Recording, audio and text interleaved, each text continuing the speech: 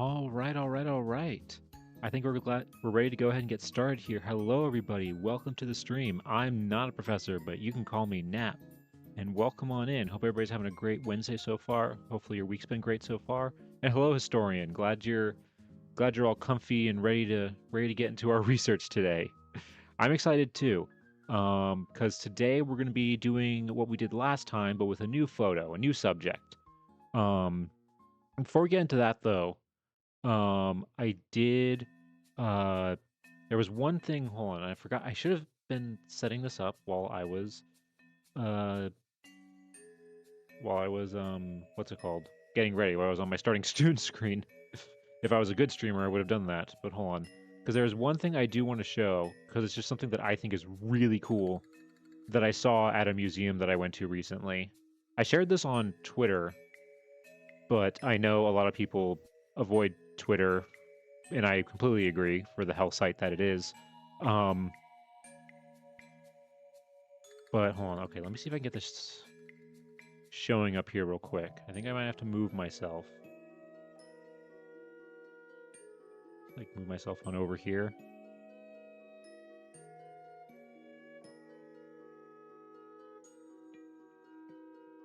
Okay,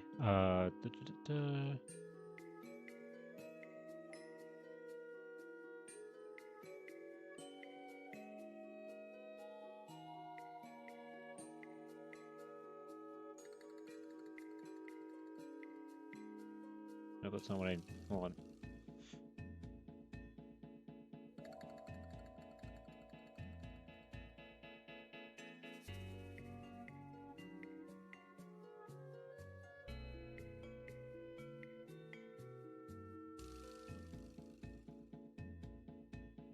Hold on. I really should have set this up before I was doing. Sorry about this.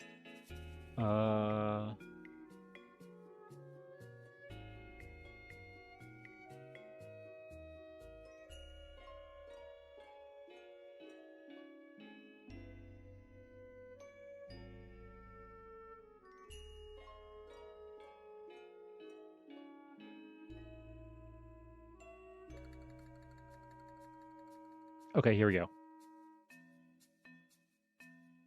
There we go. Got it. Okay. I wanted to show this. This is a video that I took at a museum that I went to recently, a few days ago.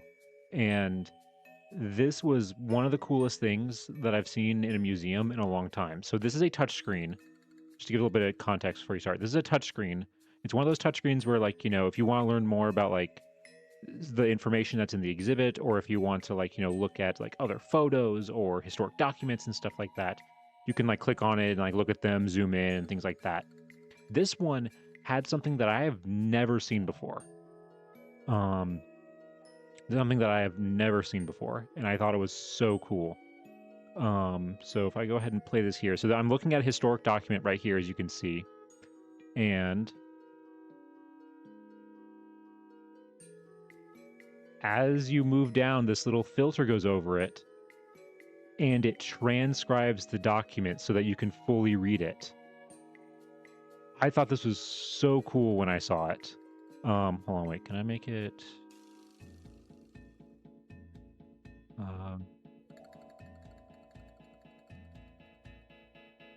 There we go, yeah. So this is cool for a lot of reasons, because I used to do transcription work with historic documents, and it's a skill that I feel like, unfortunately, it's going to become way less common in the future, because younger people, they don't know how to read cursive. And I, for the longest time, like, I had trouble reading cursive until like a few years ago when I started working more with historical material. I struggled for a long time to like kind of relearn how to read it. But this is a great way to not only show people these original historical documents, but to make them readable for people who might not be able to read the cursive. And it's just a fun little tool, like almost like a little toy that you can like do that. And it also shows how much like space sometimes handwriting takes. When you see just the comparison of how much space it takes up on the lines.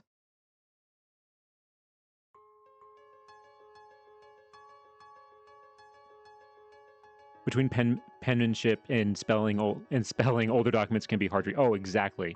The hardest thing, honestly, that I came when I was doing transcription work, the hardest thing that I ever saw, or the hardest thing that I always thought was to transcribe was people's last names and place names, because you don't know the spelling. Because like other words, it's like, okay, sometimes you can kind of figure out based on like phonetics of like what they're trying to say or what the spelling mistake was. But for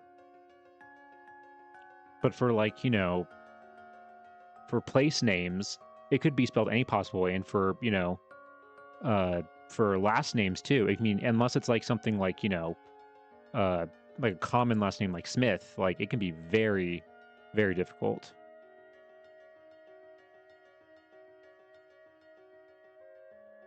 Yep, yeah, all the old, yeah, early American documents with the hard S. Yep. That has a name, I'm blanking on it, but yeah. No, that took me, no, the hardest, I remember when I was in undergrad, we took a class and we had to read a document written in English from, I think, the late 1500s, and we were given, it was transcribed, I think. Yeah, it was transcribed, but it was transcribed in the original spelling of the actual document, which you are supposed to do historically. Like that is what you have to, when you transcribe things, that is how you're supposed to do it. But my God, reading that thing was so hard because every single word was spelled wrong and like phonetically. It was so bad. Like it was by far like one of the hardest things that I've ever had to read in school. It was such a pain to get through. And everybody struggled with it. It wasn't just me. It was like, and thankfully after that, all of our document, that was the oldest document we had to read for that class. Everything else after that was later and easier. But yeah, but this is just something I wanted to share just because I think this is a really cool thing that you could put in an exhibit that makes things more accessible to people. And I didn't show it in this video, but like the places, the numbers you see on this document where it says like 1, 2, and 3. If you click on those like sections, like a little blurb will appear next to the document and like give some more context to like what they're talking about or what they're referring to. But yeah, just a really cool thing that I hope more museums will implement something similar in the future. All right, but I think let's go ahead and let's talk a little bit about what we're going to be doing today. Oh, actually, wait, one other thing, and I'll say this again kind of like throughout the stream as like maybe some people show up. But just so you know ahead of time, this Sunday, I will not be streaming. Something came up, and I'm going to be busy that day, but instead, because it is, in America at least, it's MLK weekend, instead stream will be on Monday. So our normal Sunday stream will instead be on Monday. So just a heads up for that. And I think before we start, I'll put like a little thing in the chat so that when people show up, they can see it.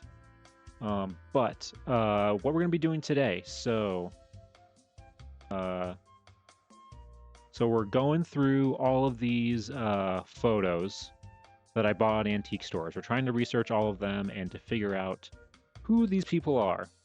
On Sunday, we went through... wait, nope, not that one. That's spoilers, hold on.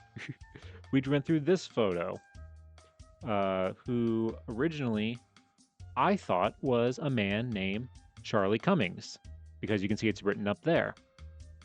However, we quickly realized through our research that this photograph is not Charlie Cummings. Charlie Cummings is the photographer who was using somebody else's like cardstock to like, you know, print his photos on.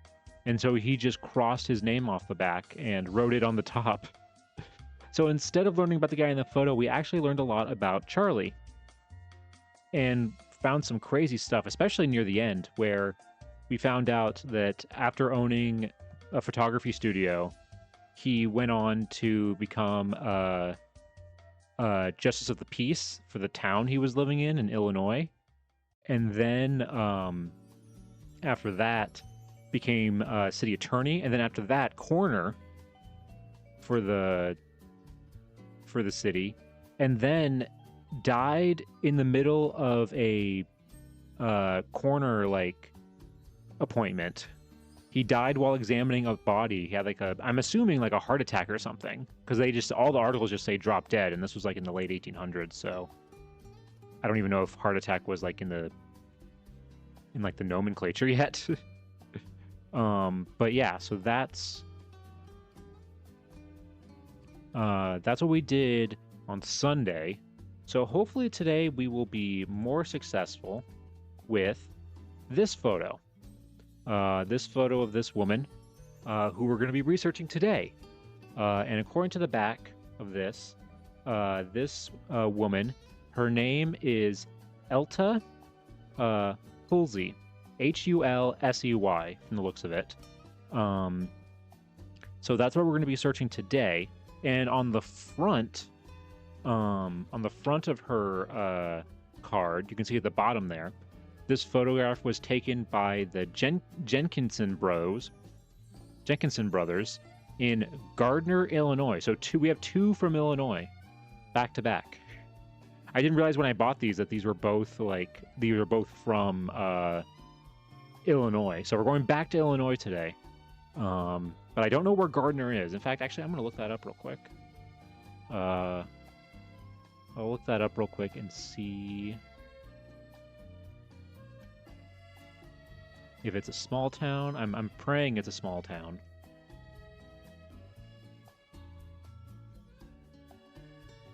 So Gardner, Illinois.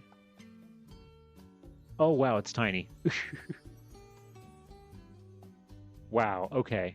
That's actually okay, so it's hold on, let me pull it up real quick.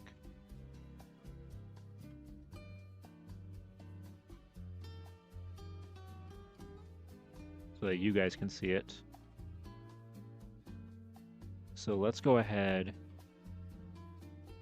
Let's go to our other screen here. All right. So this is Gardner. Tiny town. Population of 1,300 in 2020. So it was probably either about the same or smaller back then whenever this photo was taken. Based on the looks and the style of the photo, this looks about the same as the other one, so probably like 18... It's definitely Victorian. I would say this is pre-1900, so probably like between like 1870, 1890, in kind of that range, if I had to guess. But then again, I thought the previous one, the Charlie Cummings one, I thought he was from the like 1910s, and then it turns out he was from the 1870s. Because that guy who was in the photo didn't have a tie. He was like wearing like unusual stuff. All right. So, okay, right off the interstate. Wait a second. Gardner Garage on Route 66. Wait, is this on Route 66? This is high. Oh my god! Old Route 66! Look at that! Route 60. This town is on Route 66. That's so cool. So a little bit of nap lore. I actually have done Route 66. Not the whole thing. I've done it from... I've done it from Joplin, Missouri to Flagstaff, Arizona. That's the bit that I've done. And I've done like smatterings of it like in California and other parts of Arizona. But that's actually really crazy that this is on Route 66. Wow. I mean, whoever is in this Alta she likely was not around when Route 66 was a thing through here, because Route 66 didn't become a thing, I think, until the 20s. Like the earliest versions of it, like the 20s or 30s. But okay, so it being a small town is a good sign, because that means we're way more likely to find her in possible census records, because but the only other thing that is going to be maybe a little bit difficult with this is that I don't know if Hulse, Hulse, which I'm pretty sure is how you pronounce it, I don't know if that's her maiden name or if she was married, if that's her married name. But I guess we're going to find out. So I think, oh, and also it's not in what looks like a very populated county. Because look how we're kind of close to Chicago, but like not like close to where like it's not going to like interfere, I don't think. Unless she like moved to Chicago at some point, which is entirely possible. All right. Also, it's entirely possible that she's not from Gardner. She could also be from one of these other like nearby towns. She's from Grundy County. What a name. Grundy County. Hold on. How big is Grundy County? Oh, okay.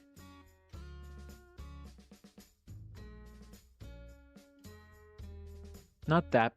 It's big, but it's not like... It doesn't look like there's that many big, like, towns or cities in here. Go to this view. Coal City looks like it might be the biggest... Or no, Morris.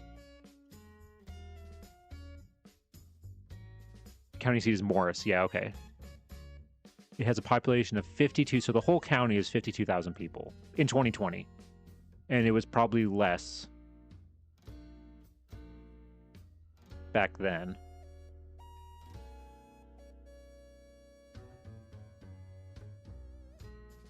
All right. So I say let's go ahead and let's start searching.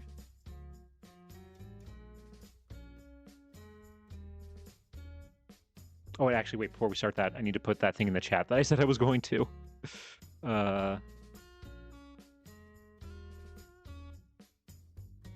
I'm just putting a thing. I'm just putting put a thing in chat that there will be no stream on Sunday the 18th.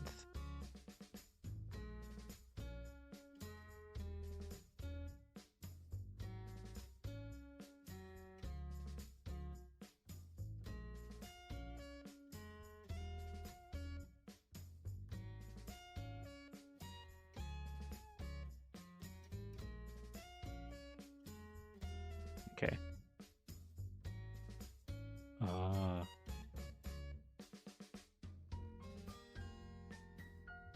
And pin that. Okay. There we go.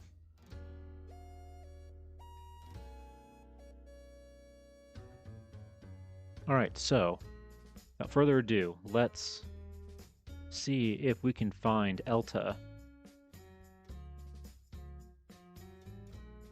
And I'm praying Elta is not a nickname.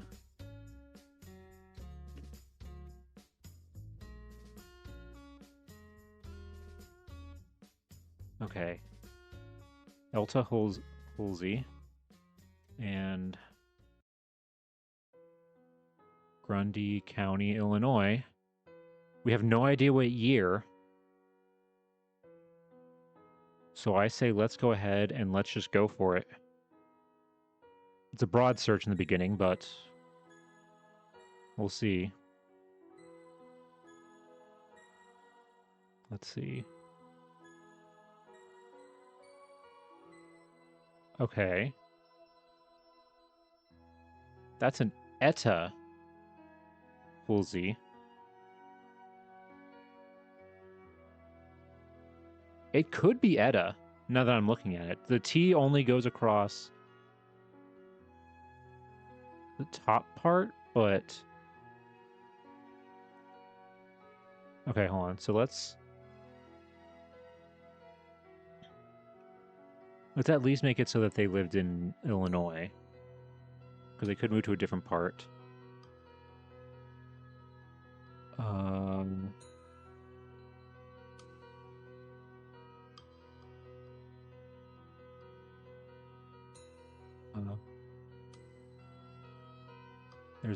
There's a lot of Altas, and this is very clearly not Alta. It's E.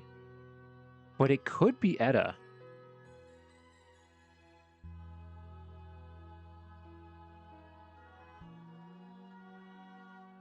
We changed that.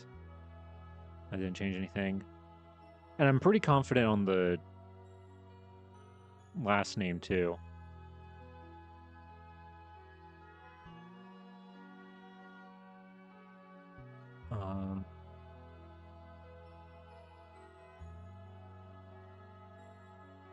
But it could be... Let's look at this Etta. Because this could be her. Birth 1870. Sable. Where is that? And then died Good Farm.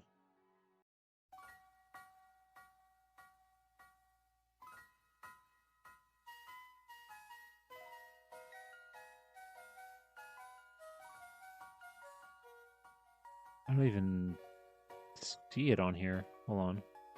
Meadow Creek. Oh, here it is. Oh, wow. Yeah, middle of nowhere.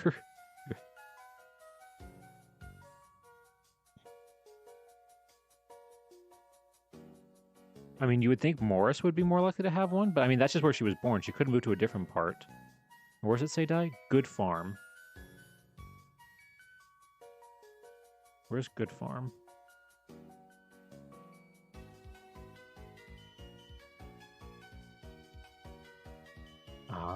Okay.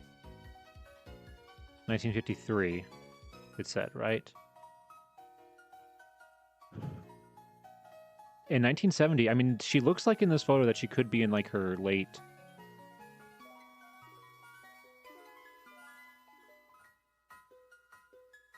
Like, you know, late teens, early 20s.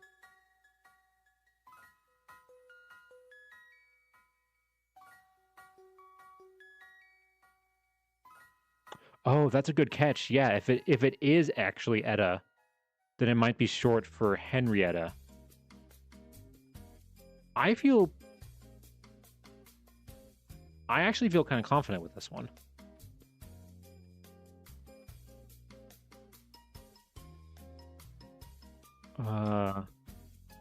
But this one doesn't have any of her...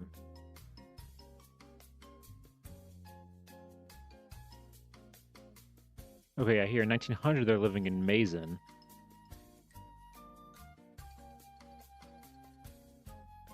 Mason is... I thought I saw it.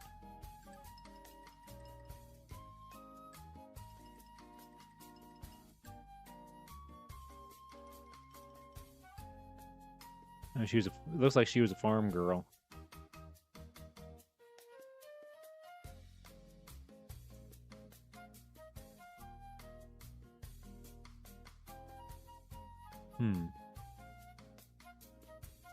Oh, it... Okay, it's right there.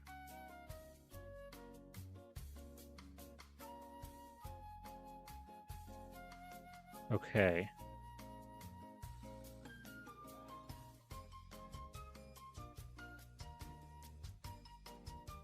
So we have nothing for her like pre-1900. Everything is post-1900. But if it is Henrietta, like you said, historian, that might actually help us find some of this stuff.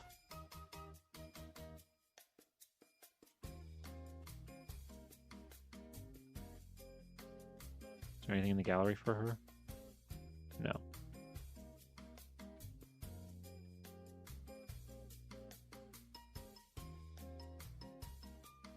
Well, actually, hold on. Let's just change it to the last name and just say 1890.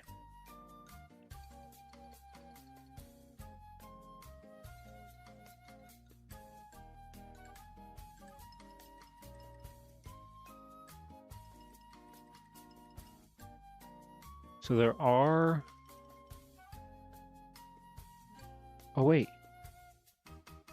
Okay, here's Edda. Okay, I think we... Ooh, okay. That's her... That might be her... This is her sister, right?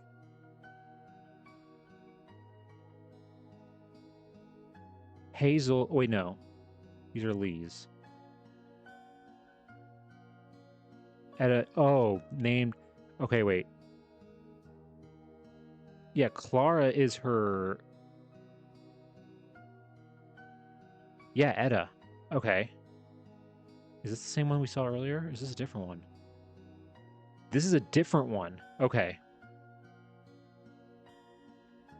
See? You can't always go... Sometimes they haven't found things that are... But this is the same person, just two different people made different entries for her.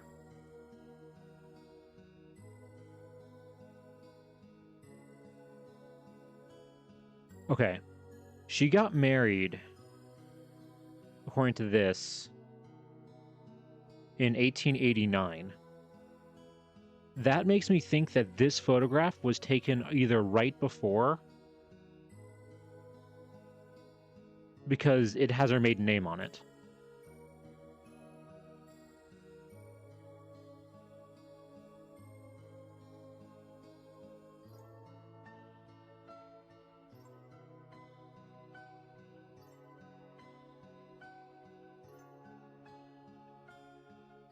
Hold on, wait, let's make it to be county and adjacent counties.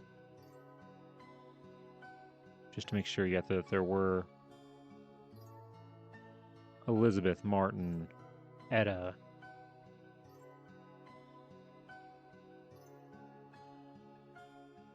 Yeah, there's no... Etta, I think it actually might be Etta. And not Ulta.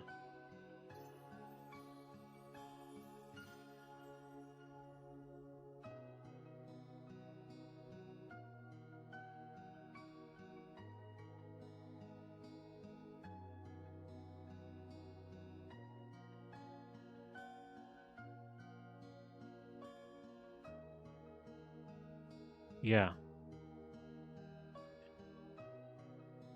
Okay. I think we found her. And it's Etta C. Halsey. We found her.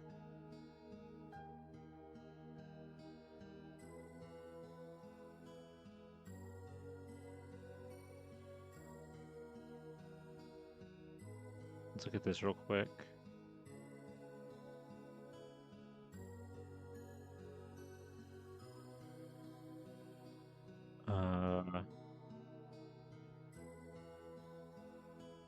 So this is the 1880 census.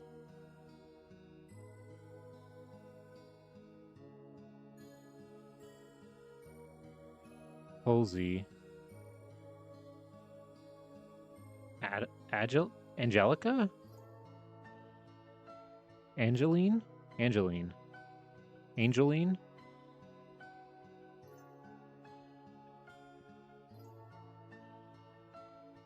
Yeah, that looks like Eddie.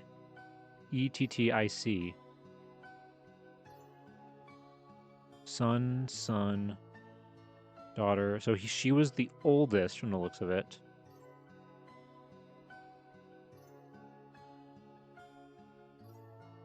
Oh, wow. And according to this, if this is right, that means her mother gave birth to her when she was only 16. Keeping home, at home, school. Is she... Okay, she is married. According to this. She's married. But... where is her husband?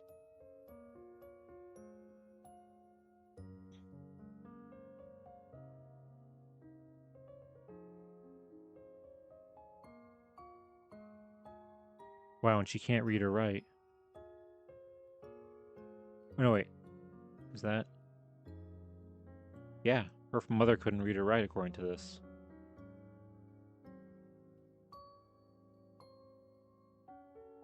Oh, and their mother, she's from Canada. Father's from Illinois. She's from Canada. Okay.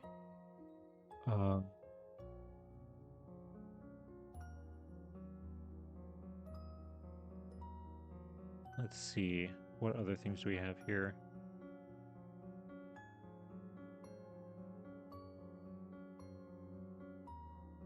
So most things are her with the name Etta.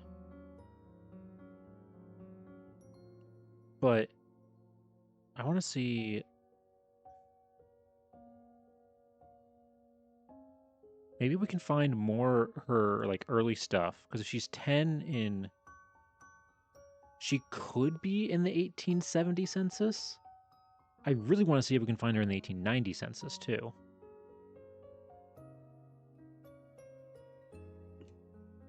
For that, I'm going to search for her mother. Did you spell her mother's name?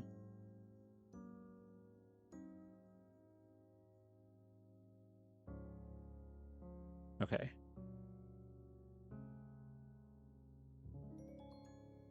Okay.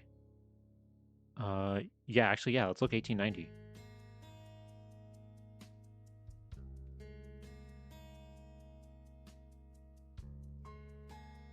Nothing.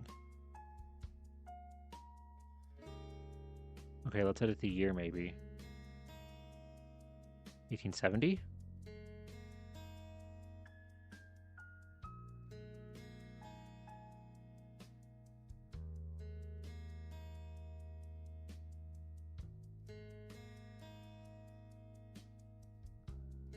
Hold on, if we click on these... Aha! Okay. This has an 1870 census record.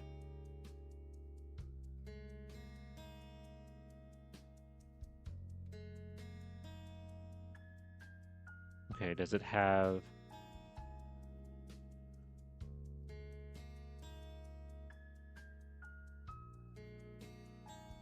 Carrie? Is that her real name? Is that her birth name? Farm laborer. Yeah, it makes sense that they're living on a farm. Is Carrie her real name? Or is Carrie another kid that unfortunately didn't make it?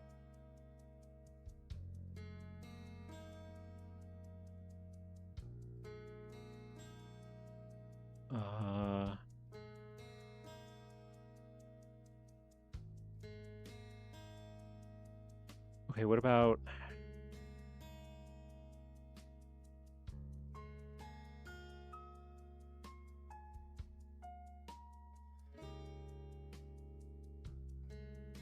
Yeah, they got married 1868.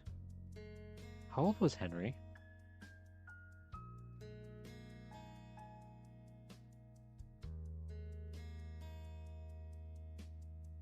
Uh...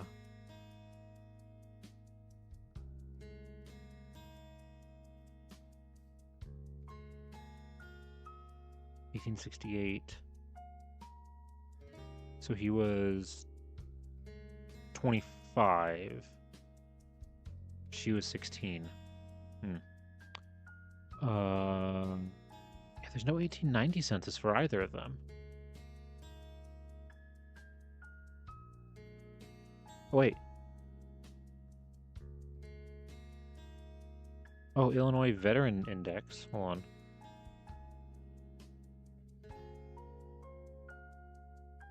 No meteor. Oh, it's just a...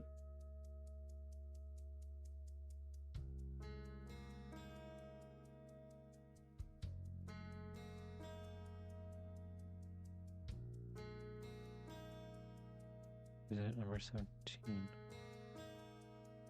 So he was a Civil War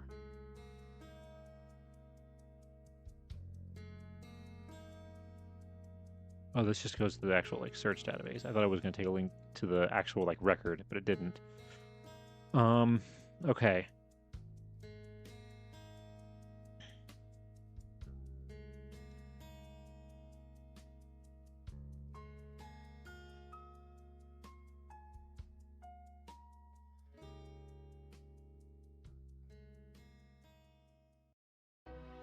If we could find an 1890 record, that'd be great.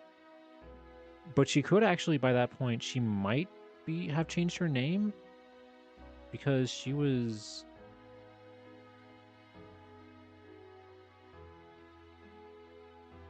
married in. Oh no, yeah, it'll be under a new name. So Etta Morse.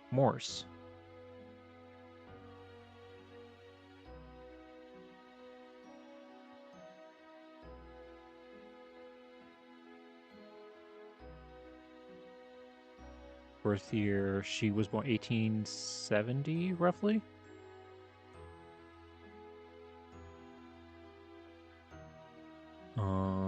Let's look for 1890. They might still be in Grundy County. They could have left Illinois, actually, by that point.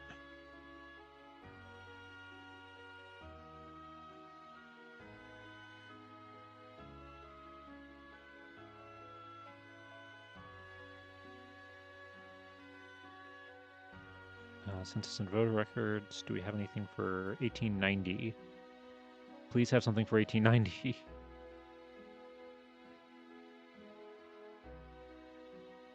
Oh, okay.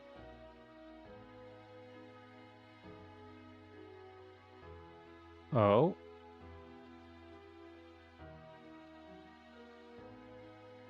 Wait.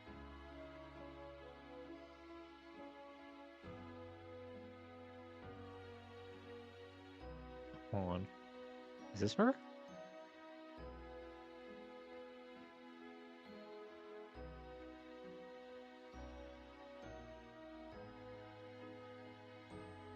Anna Morris, Illinois.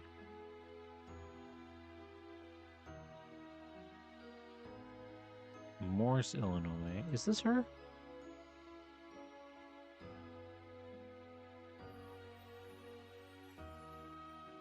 '41.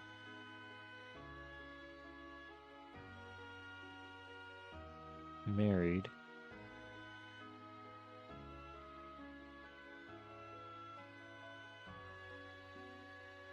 Years in Iowa. Okay, no, I don't think it's her because it says years in Iowa 15.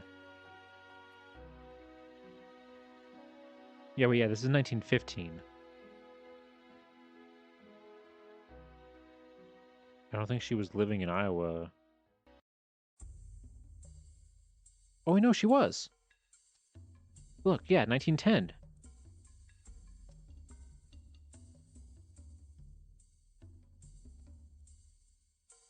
Okay. So that is her.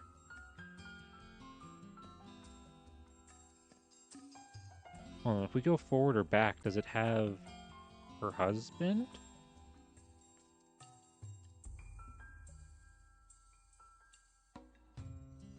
Uh,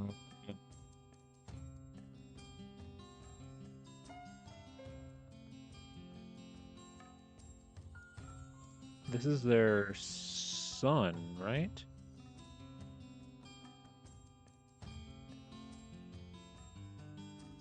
Yeah, 24. I think this is their son.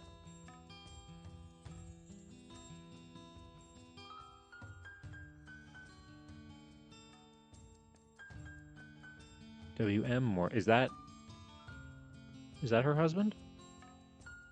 Yeah, William. That's him. Okay.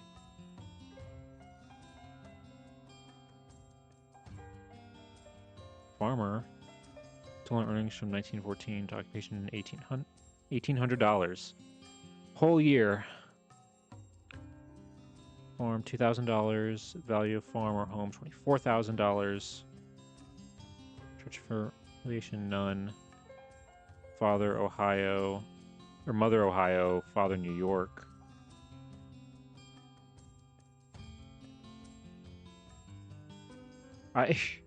I love these. What are these options? I just noticed this. Blind and deaf. Okay, that makes sense. Insane. Idiot. I...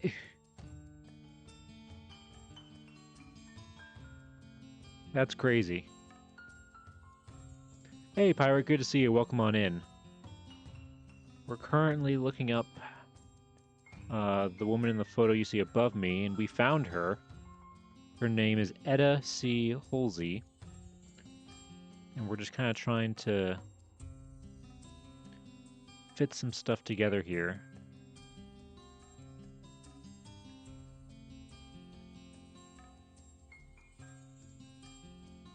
I'm wondering if this is her. And maybe her birth name was Carrie?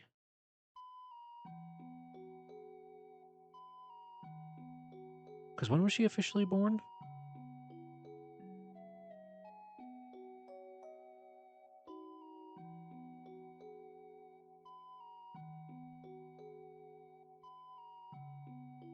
Okay, October of 1870.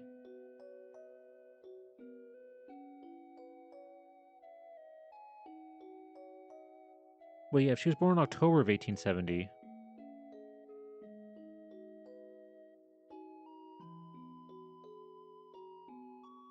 When was this done? July. She was pregnant.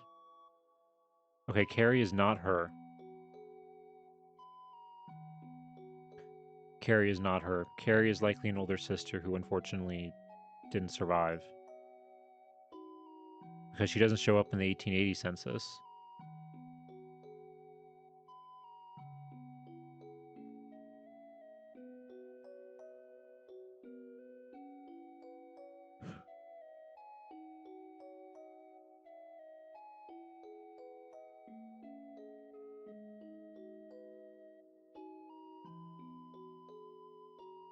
Blind and idiot husband. Yeah, that's a crazy combination to have.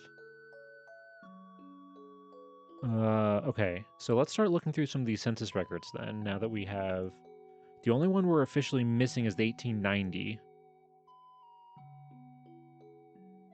Which, it could be them in Iowa.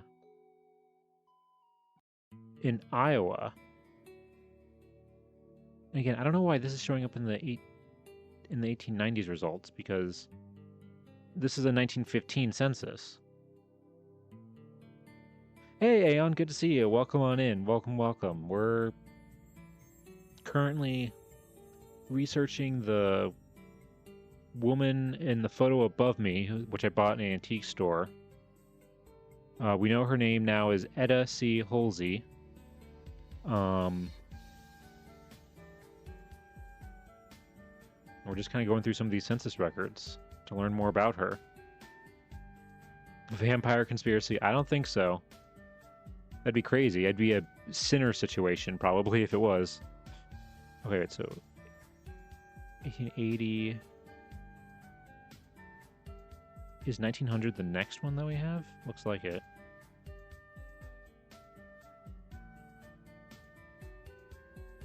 After she gets married.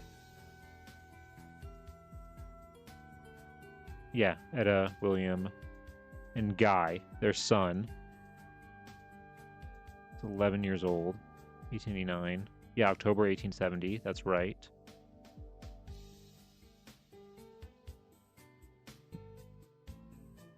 Her husband, William, was born in 1863. Illinois. And farmer.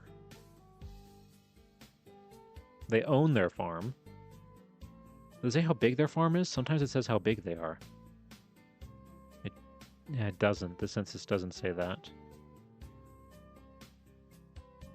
Okay.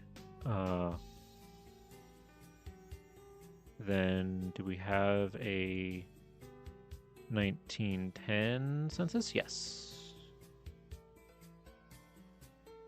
This is when they're, yeah, this is when they're living in Iowa.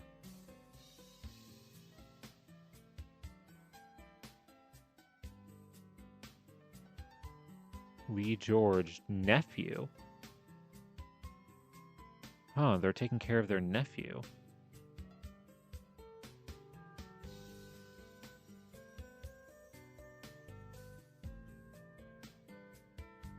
Married 21 years. Yeah, that's right. Their son is 20. Let's see. Is he also a farmer working on the farm? Yep. We got a farming family right here.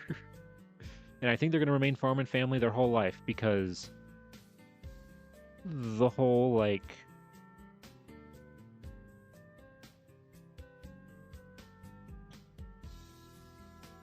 The whole fact that we know that she died in a farming community, so I think they're just going to be farmers their whole life. That's 1900. That's 1915. Okay. So 1920? Here we go. Let's see. Did they move back? Okay, they moved back to Grundy County, which is where she was born, where Etta was born. Head.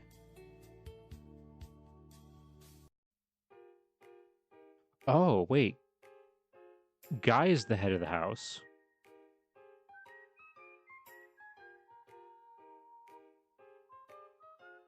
$57.49.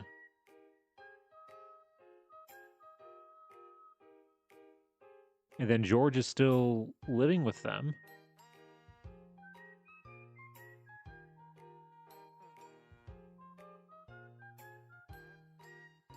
Wow, George is still living with them. I wonder how he's, like, how George is related to, like, what side, if it's on William's side or Etta's side. I'm gonna guess they're farmers. Yep, look at that. Wow, and his parents aren't working anymore. Okay, so by the time William's 56 or 57, he's retired. It makes me wonder if maybe he got injured? Something happened and he couldn't work anymore?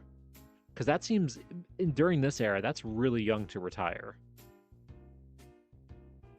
Or maybe he just, like, helps around the house some? Who knows? Maybe we'll find out. Okay, let's see what's going on by 1930.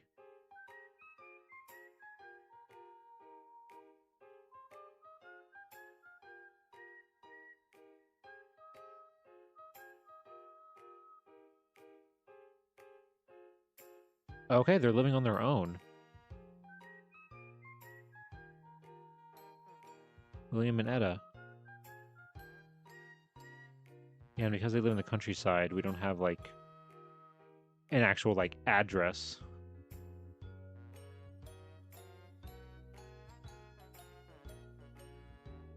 Is he a farmer, or are they...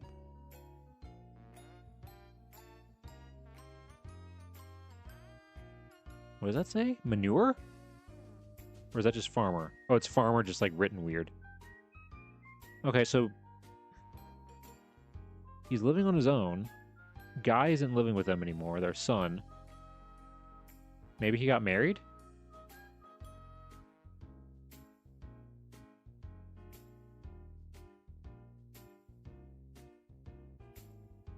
And then, do we have a 19... Yep, we have a 1940 census.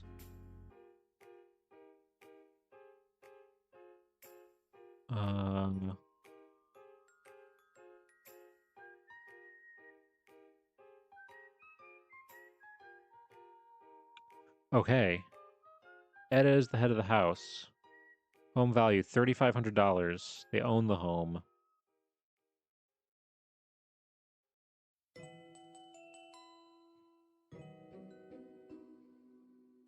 And we don't know yet. We have no idea specifically where it is.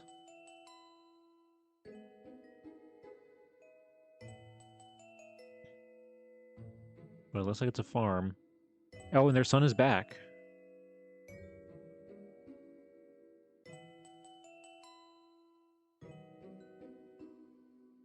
Oh, wait. This says M, but it's crossed out. So was he married and then he wasn't? Or was he just never married? either way, he's living with his mother again, probably running the farm, because it says Edda's widowed. So by this point, William has passed away. So William passes away sometime between 1930 and 1940.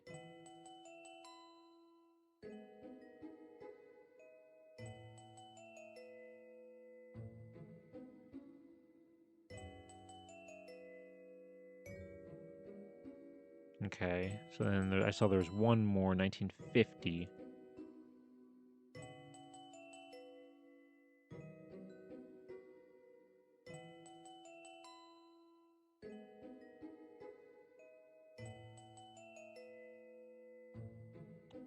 Oh, wait. What is that? Dwelling number 160.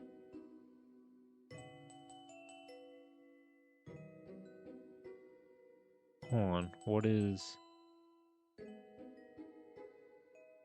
She's 78. She's living on her own?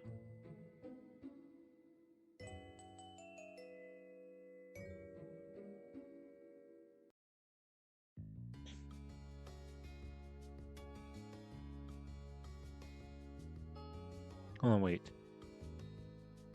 Notes. Something about... Okay, 160, that's her.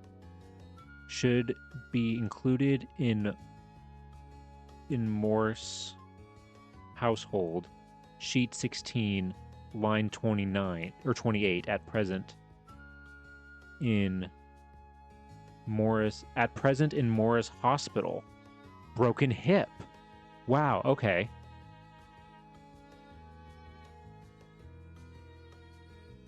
What page is... Okay, wait, hold on. So this is...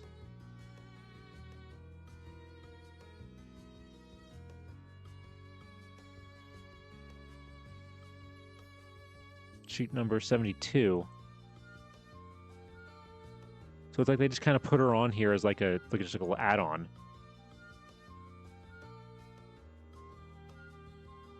But she was in the hospital for a broken hip. Hold on, wait.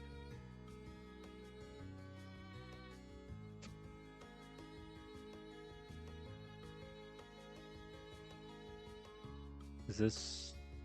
Okay, wait. Sheet 16. Here we go. That's this one. Sheet 16, line 28? Yes. Yeah.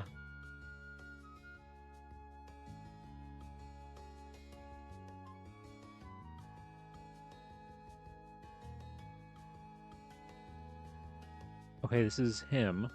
Yeah, guy. But this is saying he's married.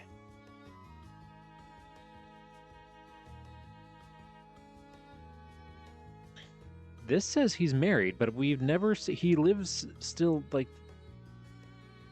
If he is married, he's not living with his wife, because we've never seen her.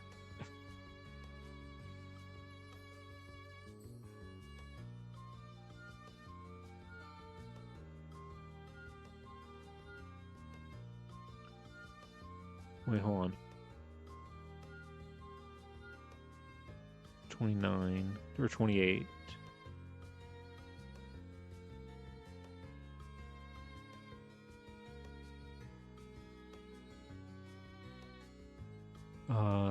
Is this 20? Okay, yeah, this is 28. Proceeding north on gravel road 1 mile east of 47.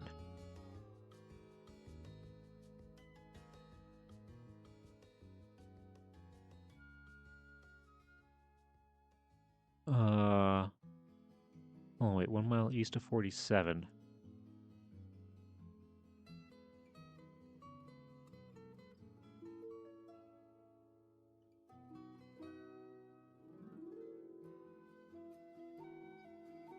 Okay, here's 47.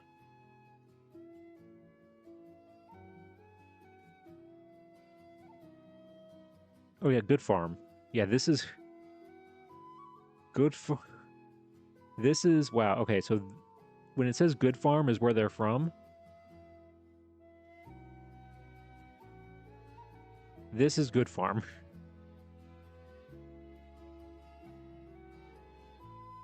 That's the Good Farm Township building. This is it. Wow. And this is Highway 47, so they live somewhere off of Highway 47. But I mean, this goes all... So it could be any of these offshoots, any of these houses.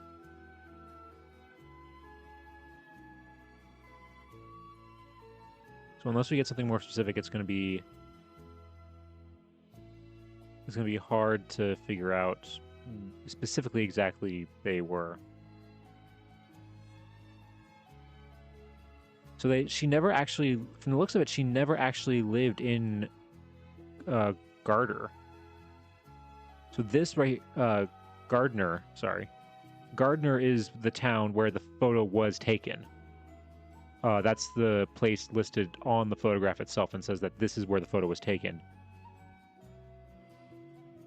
But they never actually lived there. They just lived in the surrounding area. But like I said earlier, I kind of wish they did live here because Route 66 goes through this. And I was saying before, I did Route 60. I've done parts of Route... I've done probably like about 2/3 of Route 66. I haven't done the whole thing. I haven't done this section. I've done Joplin, Missouri, basically to Flagstaff, Arizona. And I want to do the rest of it.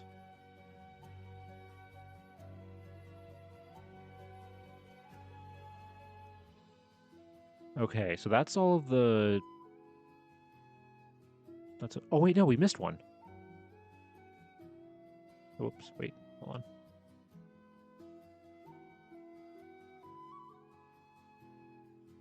I'm going to open a new tab.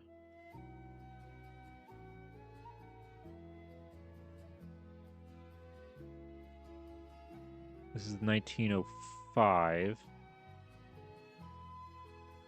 Oh, there's no actual like image. It's just this.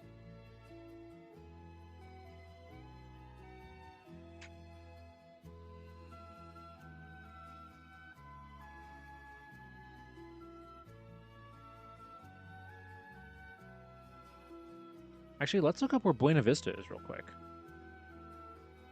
Because they did live there for like 15 years.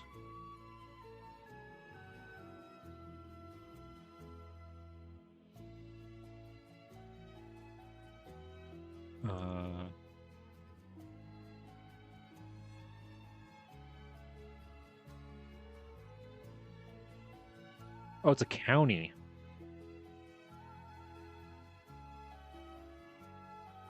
It's a county kind of like in the... Yeah, again, middle of nowhere.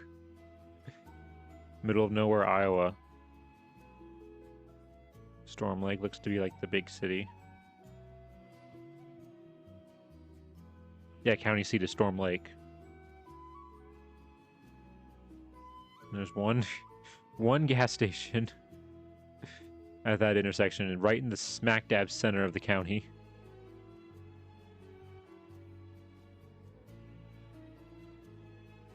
Wow. This is the part of the country where it's like all the counties are just perfect squares because of the Homestead Act.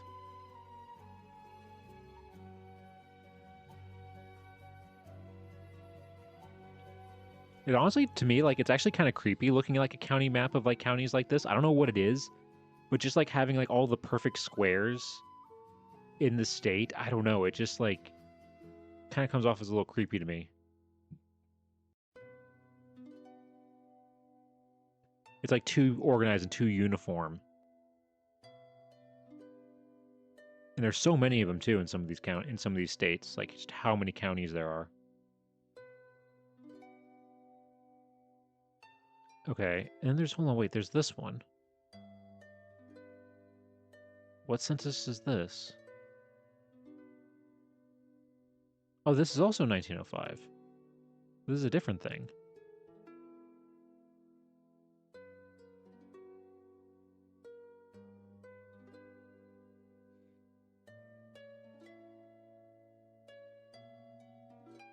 Oh, here we go.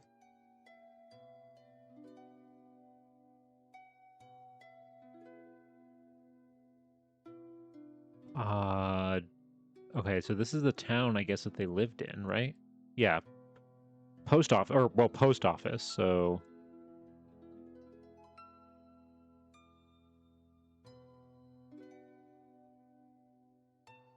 I can't... Newell? Newall? Is it new something? Hold on.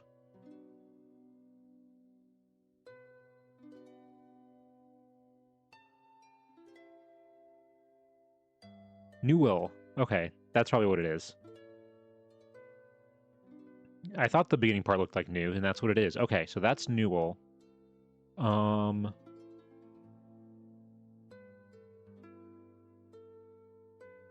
that's near... So they were living around here. That was just the closest post office. They probably honestly had, like... They probably were living out in the countryside on a farm out here.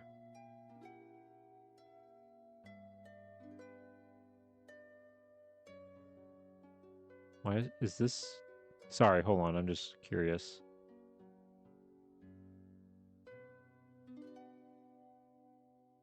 I love a good historic house. That's a beautiful Victorian. I love the tower. I love a turret. I love a good turret tower. Okay. Sorry, I gotta... Come on, Nap. You're streaming. You can't... you can't look at random historic houses while you're doing this research. But as like any good researcher, you get distracted. Happens all the time. Okay, so I think we found all the census records.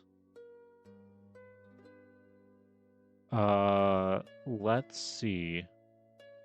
Oh yeah, the marriage record. Let's see what the marriage record says.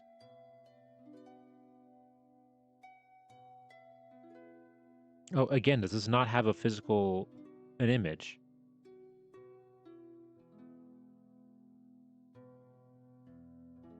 It's just a record. Marriage date, 1889. Age 19. Hold on. Does this one have her marriage?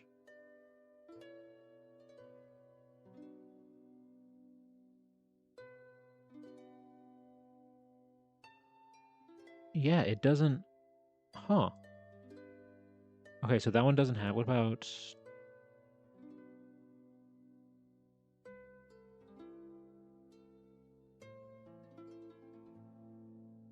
What about this one? Is it just the same thing?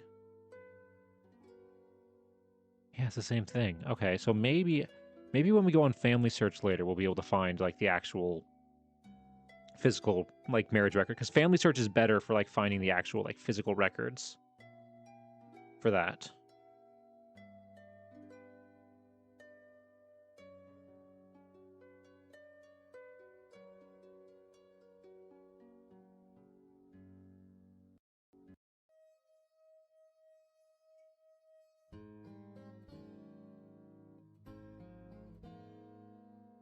Okay.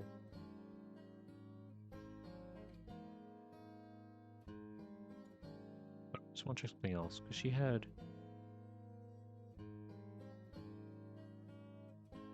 Okay. I want to check something real quick. This is just a random thought, because I bought this picture. I bought this picture when I was in California. And right now I'm trying to figure out, how did this photograph end up in an antique store in California? Because she died in Illinois. Her son also died in Illinois. Oh wait, he was married.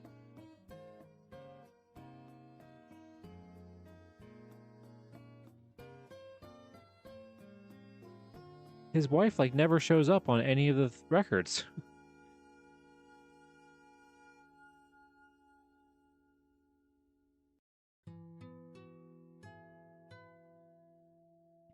I want to see real quick, did any of her... Because something tells me that this photo was taken before she was married, because the name written on the back of it is her maiden name. I just want to see real quick, where did all of her siblings go? Okay, Idaho, Illinois, Washington.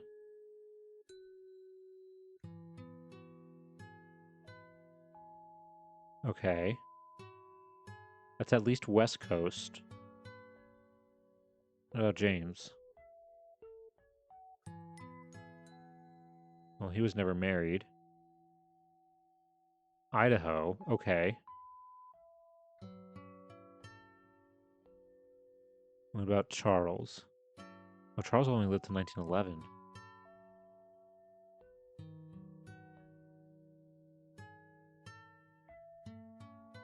And he was also in Washington.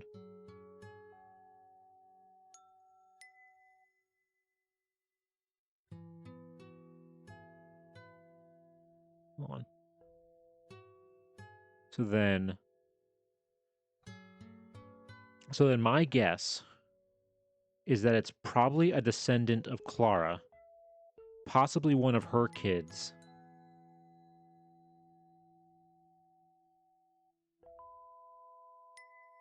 That could have ended up possibly there. Okay, no, not him because he ended up in Illinois. He also died in Illinois. Spokane, Washington. Illinois. Hold on. Evelyn was the only one who ended up in Spokane as well.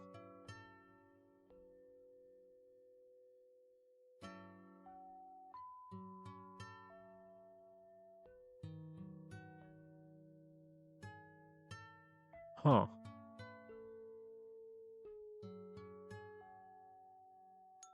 Okay, so I think it's a descendant of Clara, is how this ended up on the West Coast. Because I can't think of any other. There's no other connection, unless it's some other distant relative that just isn't like one of like her cousins or something like that.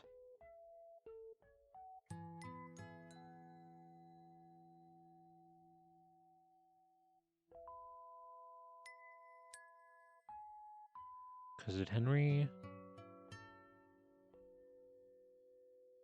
Yeah, there's nothing here for like his parents or yeah, same with her. Okay. Let's go ahead then. What else was after that sidetrack? Was there any other records here other than census and the marriage? Um,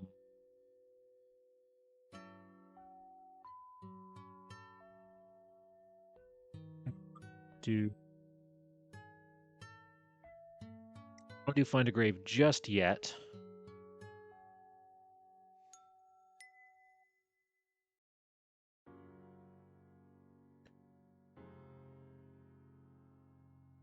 Okay, now that we actually know more specifically about her, Etta Morse, born in 1870.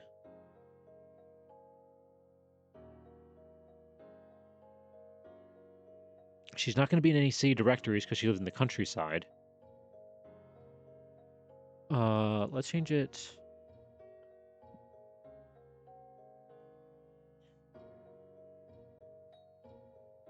Into County, Illinois. And let's change it to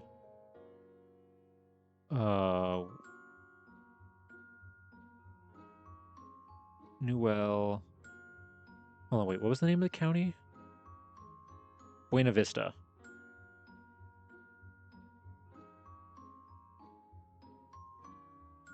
Buena Vista County, Iowa. All right, let's see. Let's make that a little bit more precise. Ida Morse. These are a lot of other Morses. That's New Jersey. Yeah, I feel like because she's a farmer, we're not going to get much.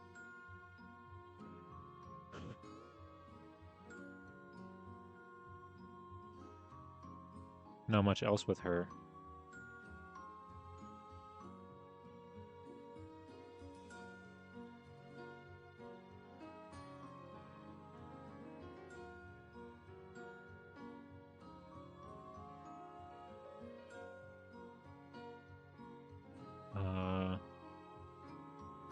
Wait, are we still just doing census for this? I wanted everything.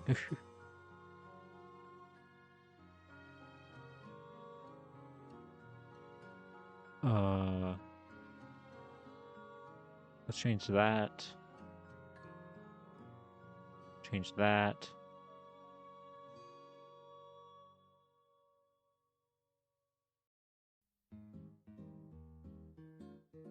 Um, let's make all those things like that. Okay, we just get that one census record.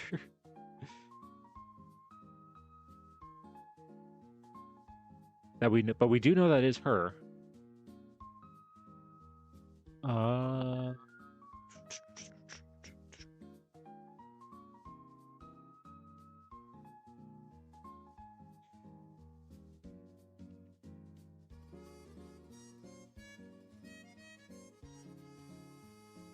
I feel like if there's anything else, it would have popped up.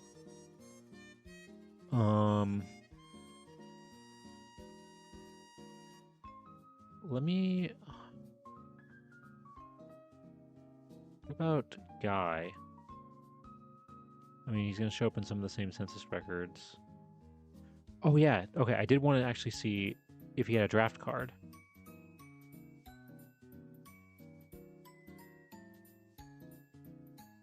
So this is Guy's draft card.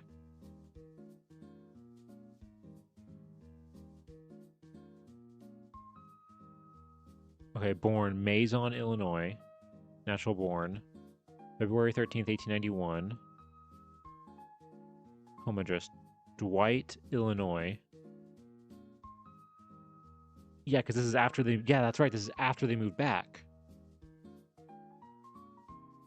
26 years old. Self-employed farmer. Yep. We're employed.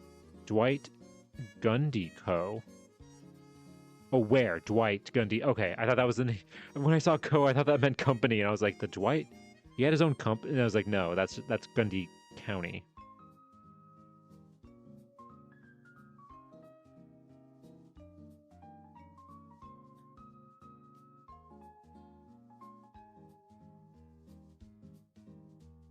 Okay. Oh, wait. Exemption. Do you claim exemption from rheumatism? Inflammatory rheumatism? Oh. Lost has personal color eyes.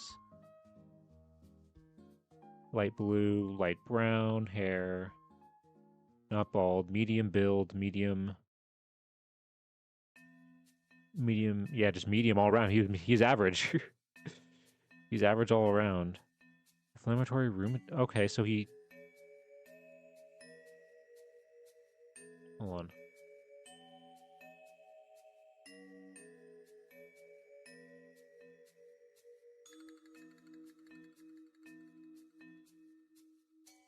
Inflammatory rheumatism. I mean, it's basically arthritis, right? So yeah, he suffered from Wow, he's only...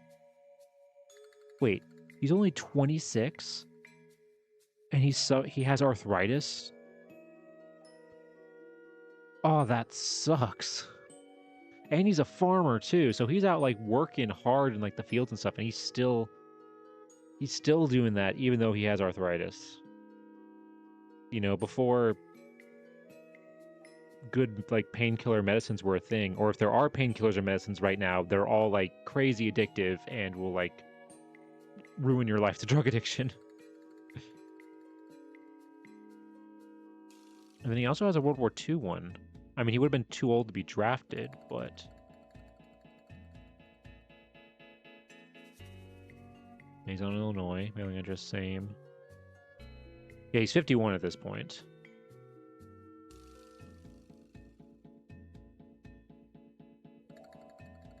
Name of address.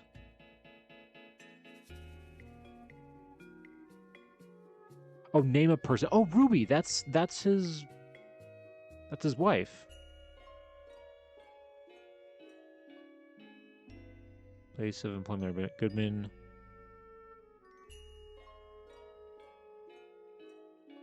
Good Farm Township. Okay, yeah. He's a farmer, so he's self-employed. Oh. Can I rotate this? Oh, no, that's not. I thought that was a rotate thing.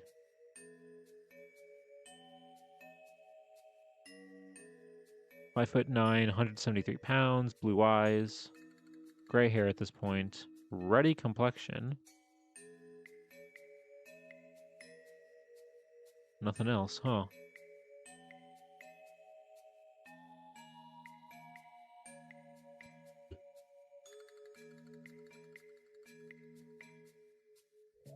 Okay. Because that's really the only thing that's different here.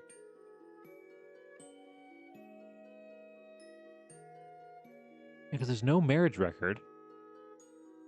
But apparently he was married.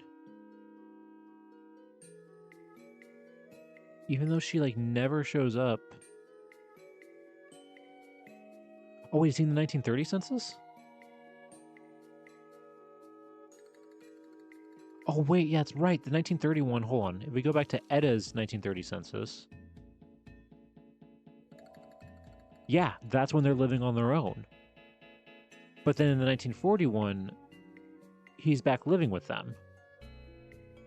Maybe he just lives with her, like, part-time to help, like, take care of her?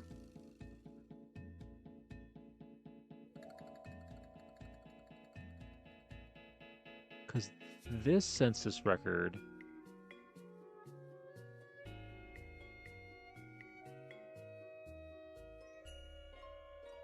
Henry Jordan. Okay, he's staying at his his father-in-law's house. They have one granddaughter, who's 4 at this point.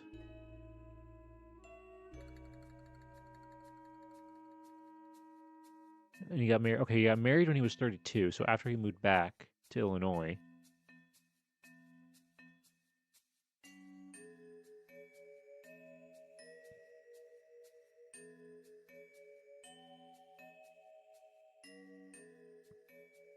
They have a 4-year-old daughter. Hold on, where does Ruby end up then? Where is Ruby in all of this?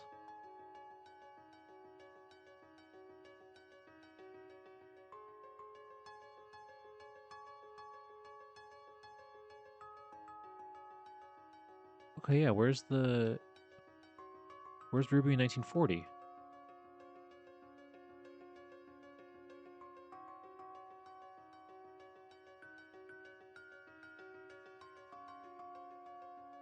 Oh.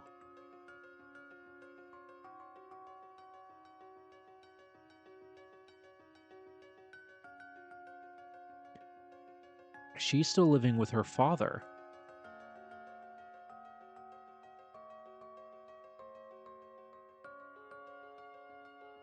Her father owned a general store. He's still working. But again, oh yeah, and the M is crossed out here as well. Are you guys still... Because it was... Hold on, this is the 1940 census. Yeah, it's crossed out here too. Are they together? Hold on. And what about the 1950?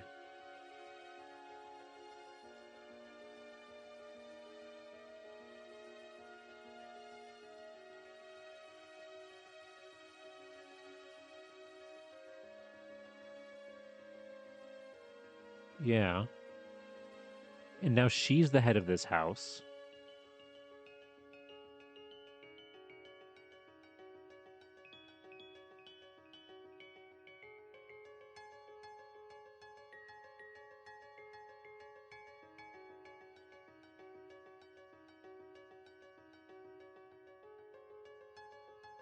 And they're not working.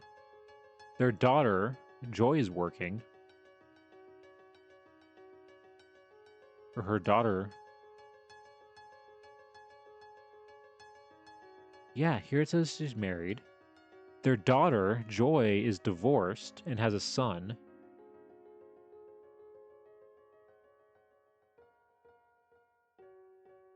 And that's where the...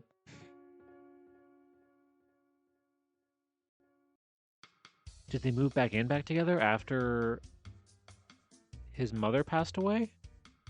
After Etta passed away?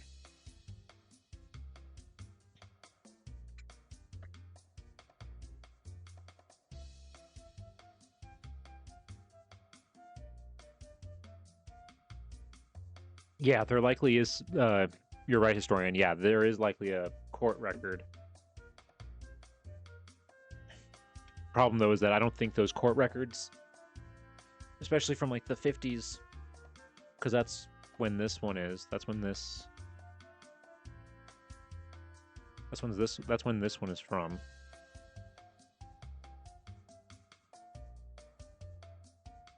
Or it's been in the late 40s. I doubt they've been digitized, but we know her ex-husband's name was Barkley.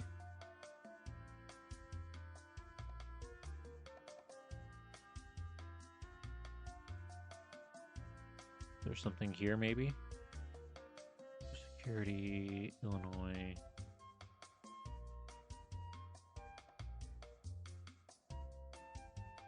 No. Sometimes, we have had it before where, like, sometimes it's not like the actual, like, official court record, but the,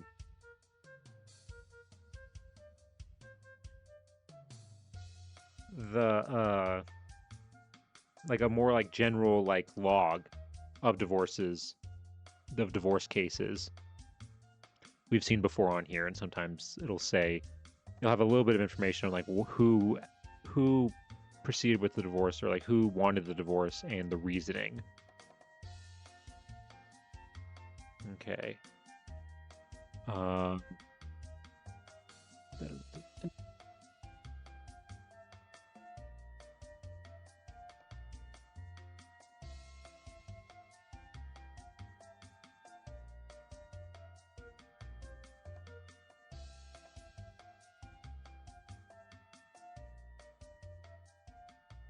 That is interesting, though. Okay.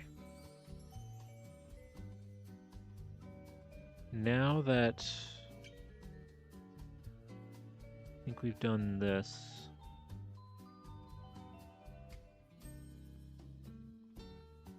let's go ahead.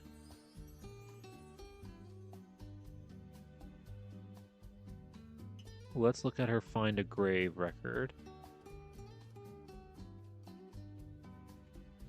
And let's see.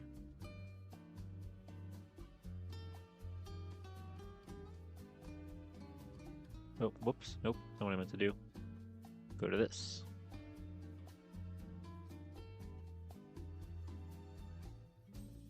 Okay, yeah.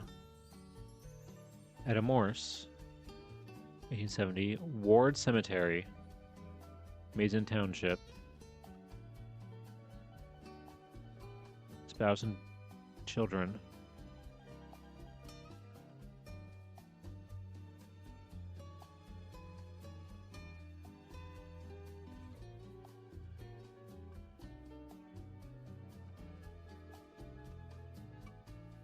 Okay, hold on. Okay, yeah, William and Etta.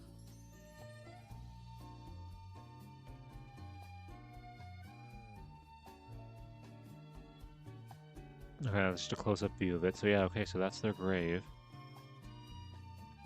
If we go back to guys. Okay, and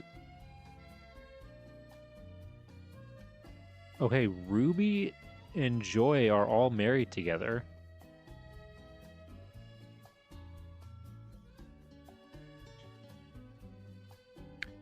Yeah, I think they were possibly still married. I think what happened is that Guy was possibly living with his mother when she was, like, old.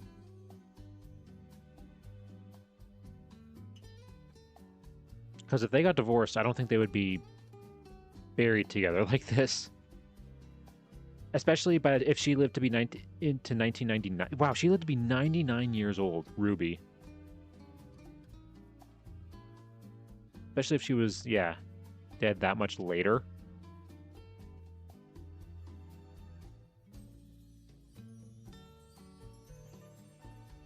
So yeah, my personal theory is that they were living in different places so that Guy could take care of Etta. Whether that's the case or not, we'll never know.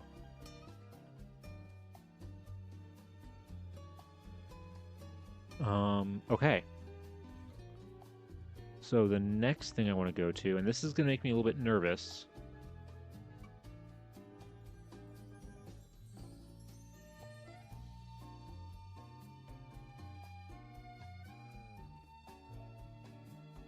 Let's go ahead and move on. I think it's time to move on to newspapers.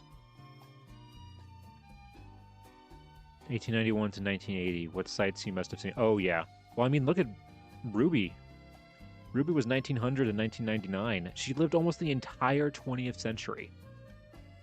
She saw, you know, the early inventions of, you know, like indoor plumbing and electricity and stuff like that and become more common. Especially if they were living in like a rural setting like this, they probably were like more behind and like didn't get things like electricity and running water and stuff like that till later compared to, you know, other places.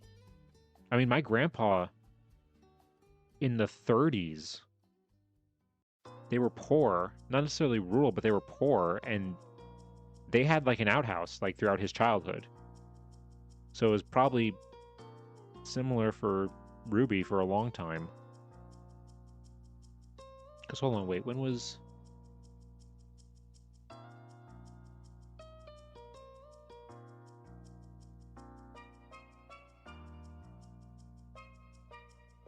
Yeah. Yeah, Guy was... So I just double checked to make sure it was crazy because I wanted to look it up. So Guy was a teenager when the Wright brothers first flew their plane. 1903 is when they did that. And then he also lived to see the moon landing. That to me is like the craziest thing. Like people who lived in that time span where they were like alive to like remember like the Wright brothers first flight and then live to see the moon landing. Like that's like insane. My grandpa was born in 46 and didn't have indoor plumbing until he was in high school. Yeah, it's all about where you live. And being in rural Illinois, these guys, who knows how long, and in Iowa too, who knows what they had. Or, yeah, who knows what they had during that time. Okay, so let's go ahead and let's try newspapers. I don't know if we're going to get any newspapers, honestly, in that specific county, because it's a rural county. But we'll try. So let's try Grundy. Grundy County, Illinois. We'll start with Etta.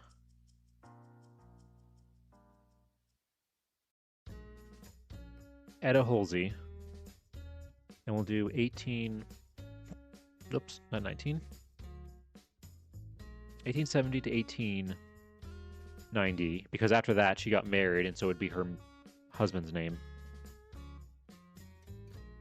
Let's see if there's anything. Nothing. Let's change it to just Illinois.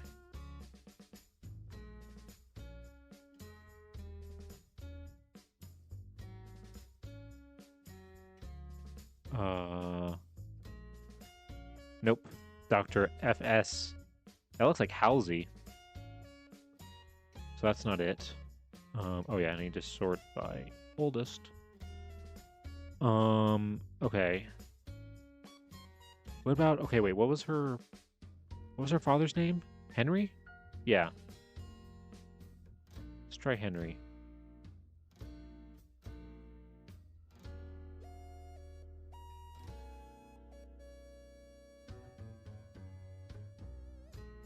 51.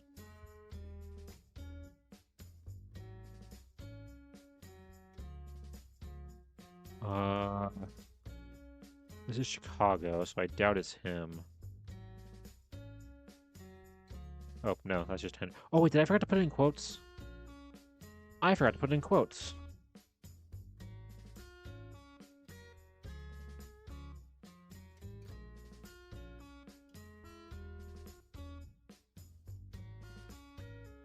That's why we were getting those things.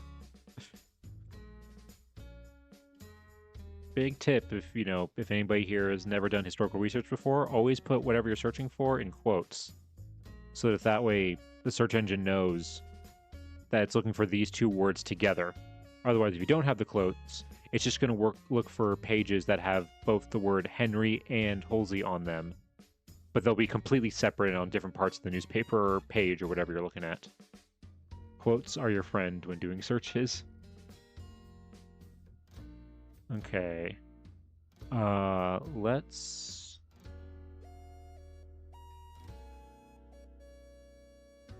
Okay, that didn't do it. Let's try Etta again. Whoops. Well, let's change to Etta Morse. And let's change it from 1890 to 1900. Because after that, they moved to Iowa.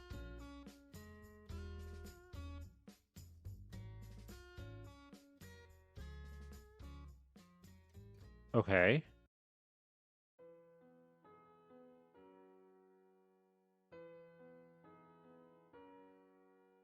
What is this? Etta Moore's Hutters. Nope, that's not her.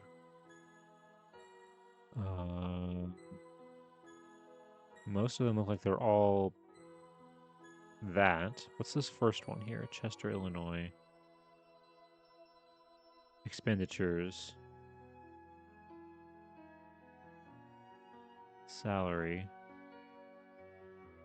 Chester Herald. Where's Chester?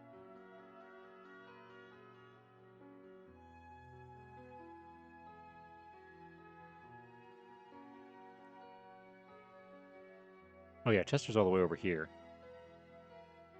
Oh yeah, that's way... completely different part of the... Yeah, completely different part. So...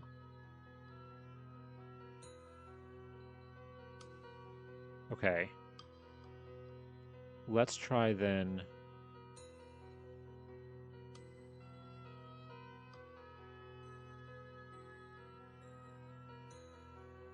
Let's go ahead then and let's switch to Iowa.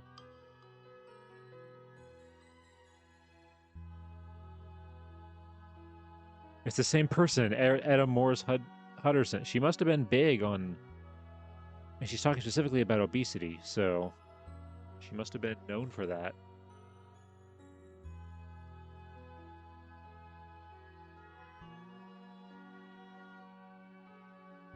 If she stays around for a while, that's going to be a problem, because that means it's going to be... I'm going to have to, like, weed through, like, her stuff when it comes to this.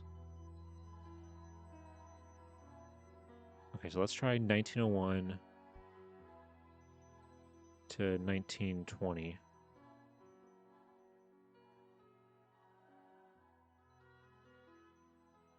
Really? Wow. Oh, wait. Hold on.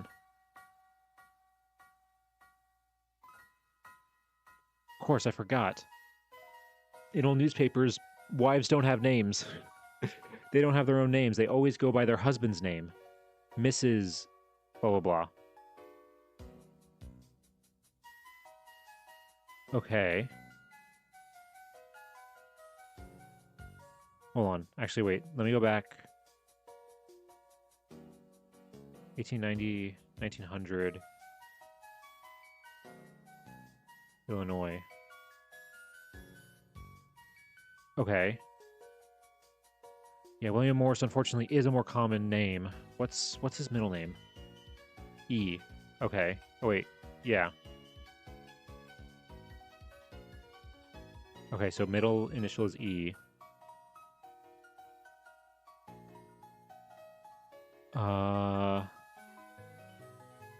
Cook County.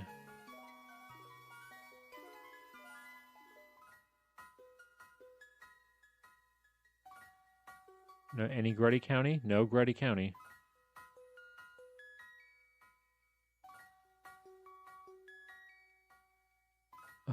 Let me just try E.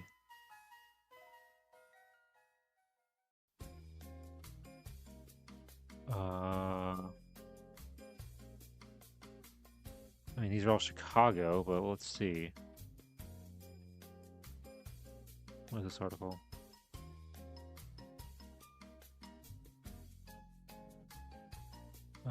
Starting out in favor of equal suffrage before the Illinois House.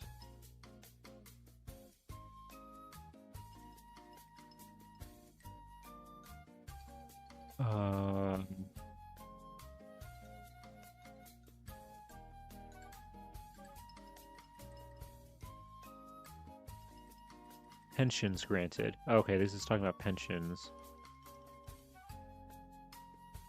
No, it's not him. Oh,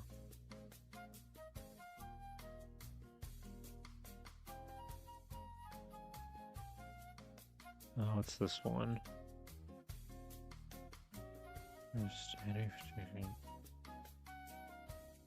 Lake County.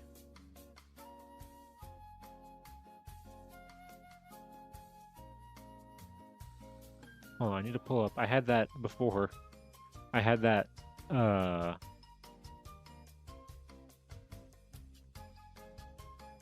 map of, like, all the counties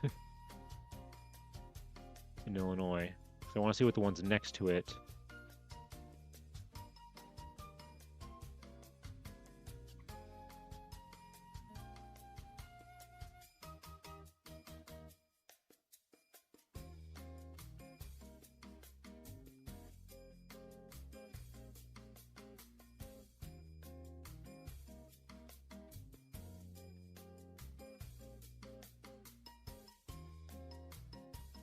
Okay.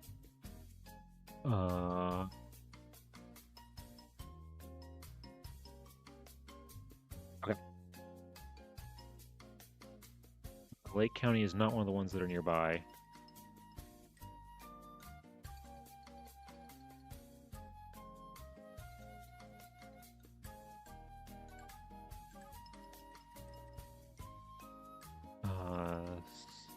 More. Oh no, that's for some person in Wisconsin, so that's definitely not him. Okay, let me get rid of the E again. And let me look at this county list again, just to see if there's anything that's in the neighboring counties. No.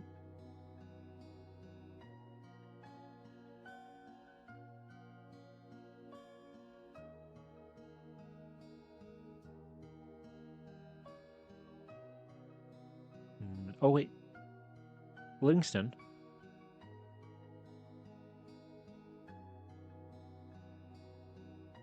Nope, William J. Morse. That's not him.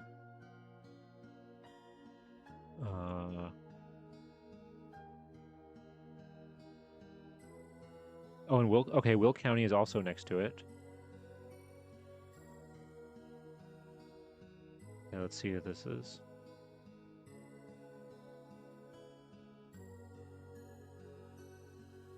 Three Manhattan people nearly killed by corrosive sublimates. Okay, no, this isn't. Okay. So that's that. Let's change it to Iowa.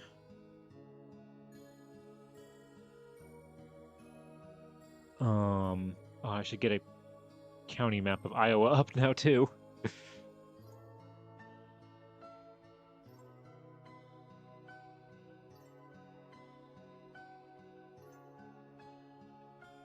God, that's crazy how they're all, like, perfect squares.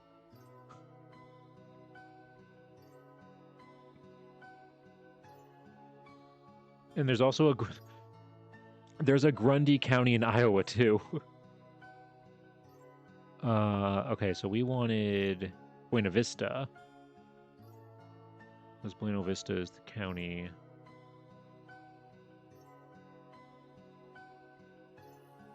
Ah, there it is. Okay.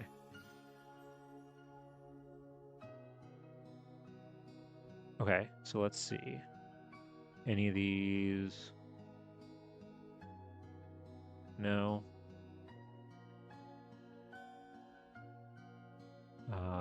No, none of those are it. Adams, no. Oh wait, Calhoun. Maybe? Just try Calhoun. Oh, no. That's not it.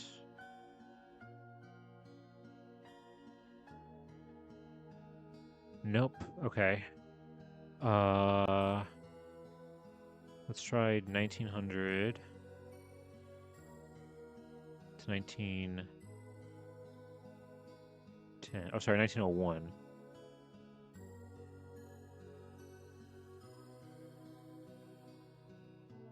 Really?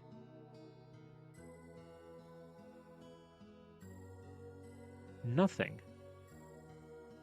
Oh, I'm still in Calhoun County, that's why. I didn't realize I was still in Calhoun County.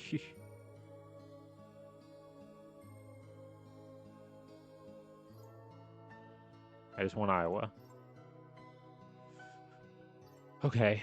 Actually, let's start with E.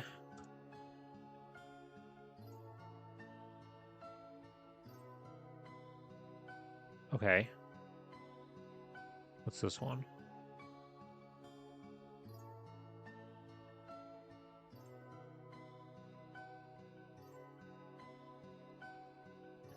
Iowa at Washington. Pensions have been issued to Iowans. Original widows following. Oh, William E. H. Morse. There's an H right there. That's not him.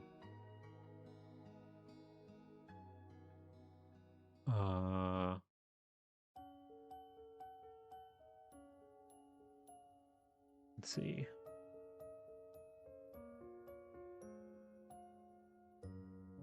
William E. Morse is appointed general superintendent of the company's lines east of the Missouri River.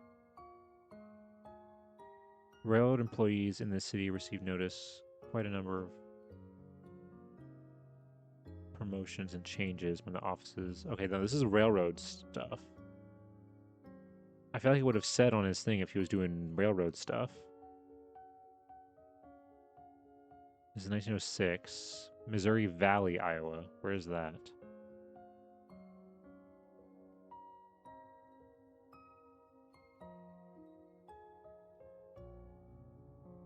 Yeah, completely different part of the of the state. Oops, no, that's not what I meant. There we go.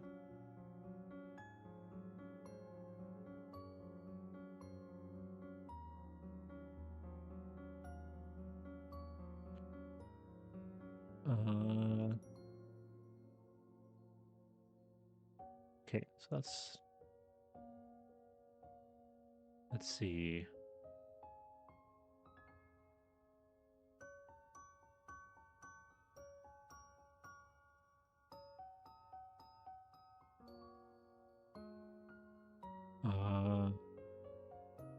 This is another superintendent thing for that. This is a different William E. Morse. Yeah, Chicago. Chicago Rail Lines. Great. So there's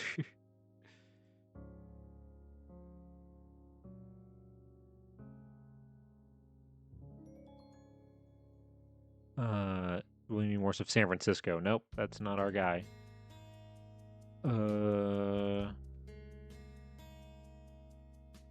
That's oh yeah, it's the same article.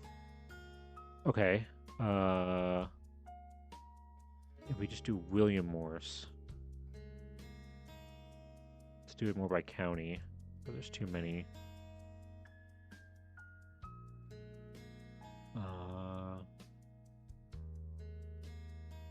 No. Oh yeah, no, nothing.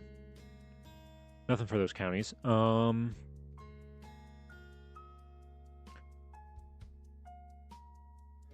about... Yep, nothing. What about Guy?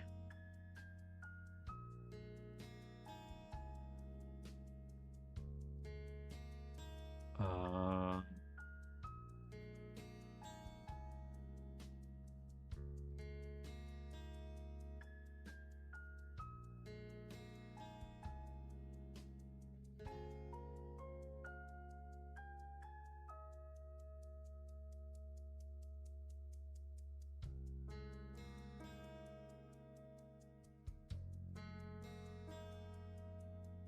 Apparently Morse is too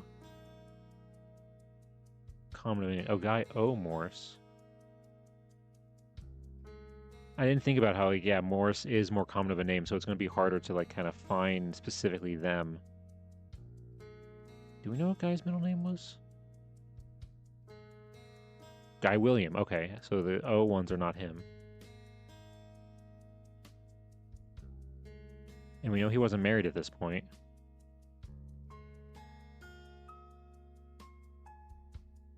So the ones that are Mrs. Guy Morse are definitely not him. Let's just double check this one real quick. And I wish we were... What is this? Following people from nearby cities. Should have the hotels today.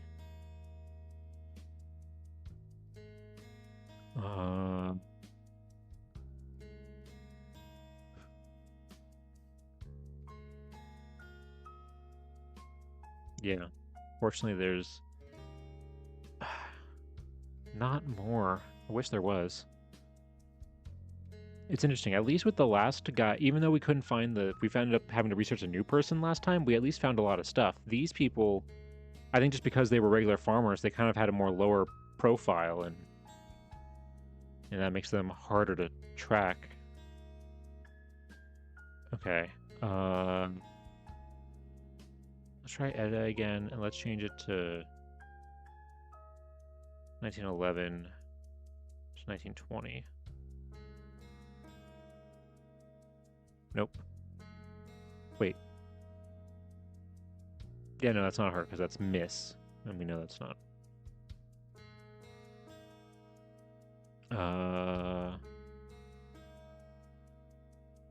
William. Oh boy. Okay, definitely gonna have to look at the county ones. No.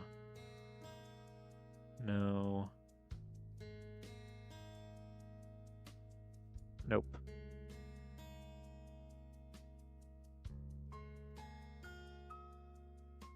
Wow, no, none of them. None of those are the right county. Okay, let's try William E. Nothing. Okay. And what about Guy?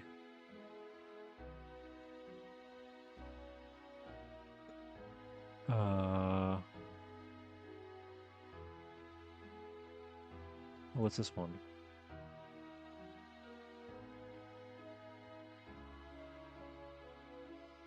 Oh wait, hold on. Where is Hastings, Iowa? Guy Morse, a farmer south of town, reports his wheat is averaging 23 to 30 bushels per acre. Where's Hastings, Iowa?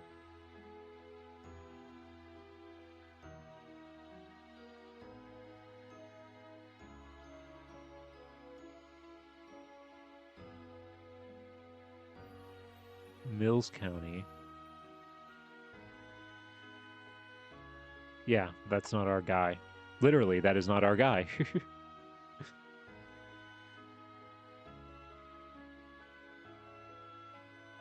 Yeah, at least with Guy, when we say that's not our guy, we literally mean it.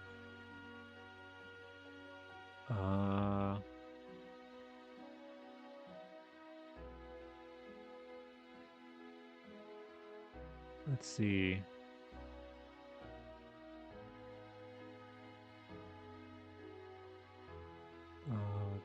Guy O. Morse is not him.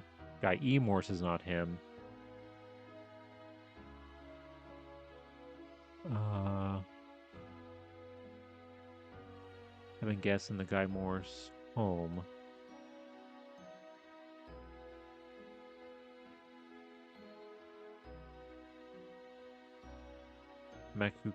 Makuokita. Where's that?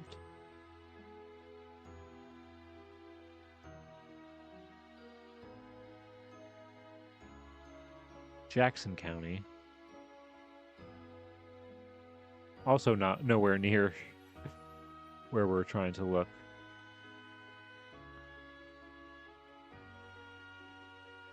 Wow, I think this is like the least like newspaper articles we've ever been able to find for somebody in a long time.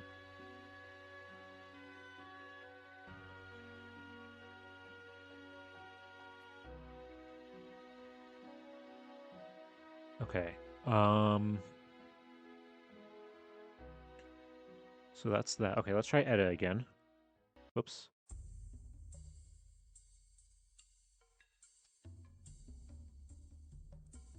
Let's do... Actually, no, let's do the same time frame. Because I don't know... We don't know exactly when they moved back. Livingston County, Cook County, Will County. Are any of those... Oh, Will County is. Hold on. Oh. Hold on. Hold on. Yes! Oh my god, that's her. We found her. Finally. Ah. Finally. Thank God. Yeah, Mason. That's her. Miss Etta Morse and niece, Miss Ava Lee, have returned to their home at Newell, Iowa, after visiting relatives here and in Joliet. Okay, so they hadn't...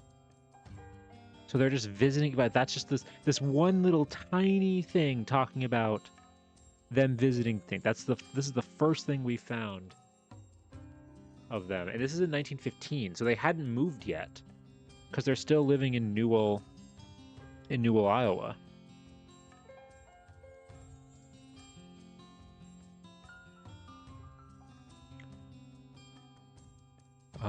That's the same. Yeah, that's the same one. Morse records.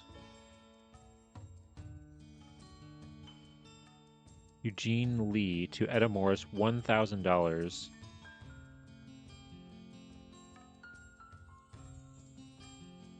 In 60 acres, warranty deed, Laura Eels to William and Etta Morse, 3,600, lot 34, Masonville. Is this them buying their land, maybe? This might be where they bought their land.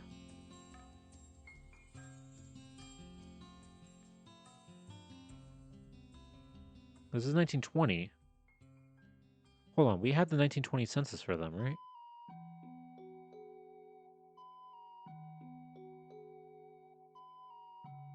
Yeah, here they're... Yeah, wait, and George... Wait, George Lee...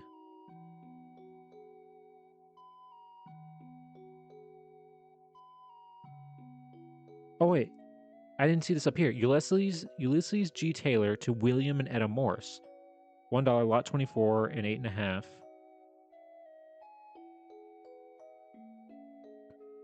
Fifth edition to Masonville.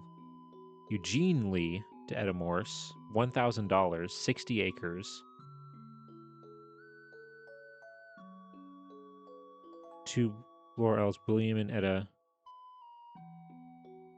It's definitely them buying the new property. I don't know if this is them selling, because their old property would have been in... Yeah, because this is all two. Because it's Ulysses G. Taylor to William and Etta Morse. Laura Eels to William and Etta Morse. Wait. Actually, wait, hold on.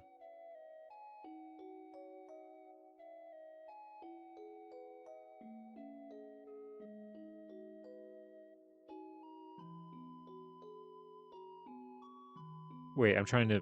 My brain's like... $1, lot 24...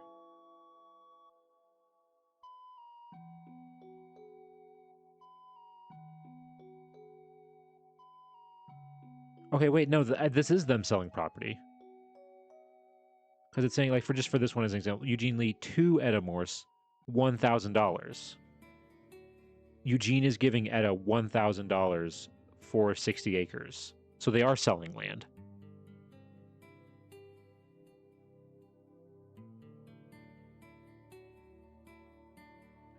And maybe this is some old property, yeah, that they are getting rid of. Maybe they're buying new property then? Okay. Hold on, if we go back...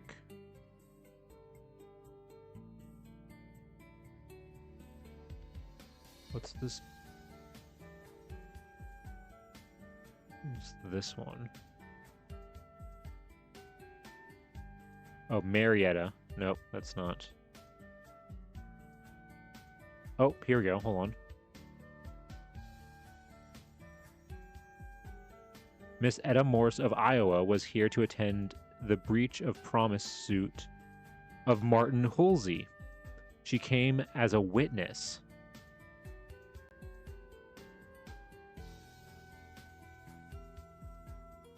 Good Farm. Yeah, okay. We do have Dwight Starr. Okay, we are starting to see newspaper articles of them.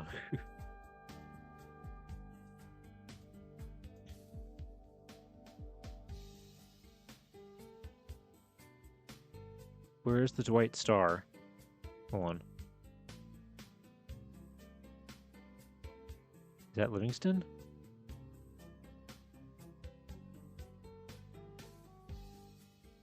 Okay, it is. Yeah, okay, Livingston is right next to Grundy. So that makes sense.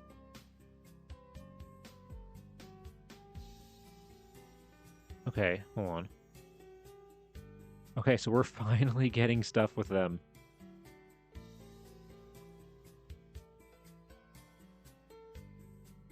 Miss Etta Morse of Newell, Iowa is visiting her uncle, Martin Halsey. Okay, so, yeah, her uncle. What was going on with Martin? Because it says was here to attend the breach of promise suit of Martin Halsey. These are 3 years apart.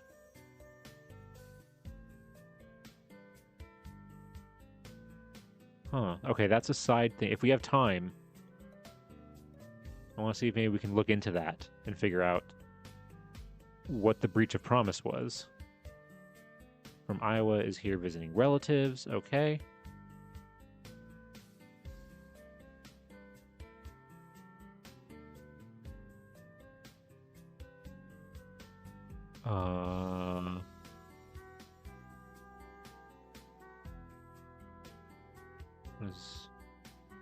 Hold on, wait. Martin Halsey, one of the pioneer residents of Grundy County and also one of the wealthiest landowners in the county, died at the home of his daughter.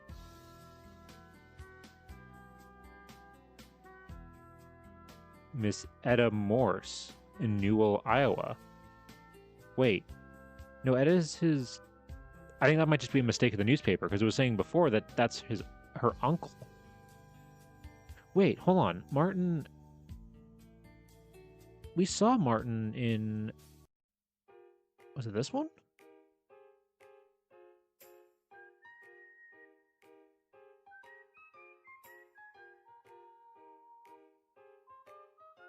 No, Martin's not listed here. Hold on.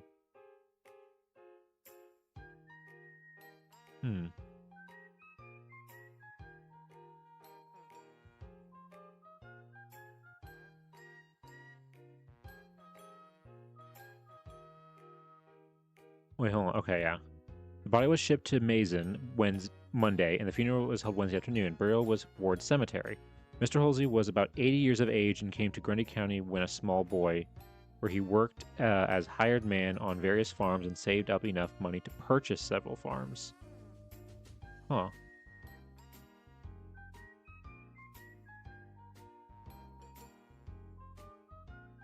I mean, he must have had a great relationship with... If he died in Iowa with her, meaning that he was living with them at the time.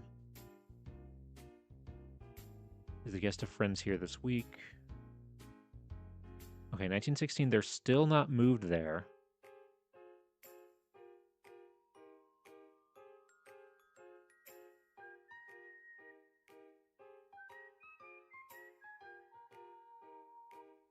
Oh, wait, hold on. Okay.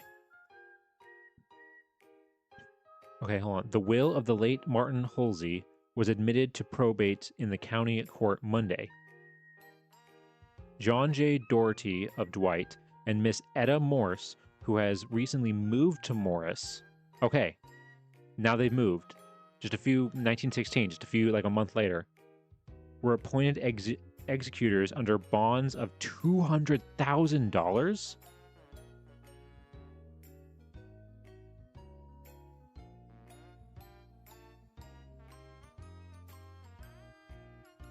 And then this other one, the descendants in both these estates died just before the new federal law on inheritance taxes went into effect.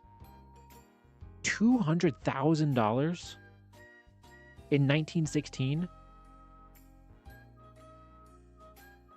Hold on. Does the inflation calculator go that far back?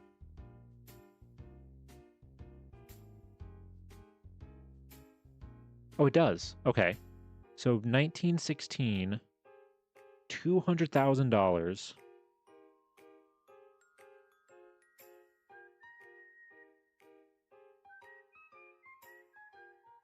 Wow, yeah, you're right, historian. Yeah, I just looked it up too. $6.231 million. Okay, they were not poor farmers. They were they were wealthy landowners.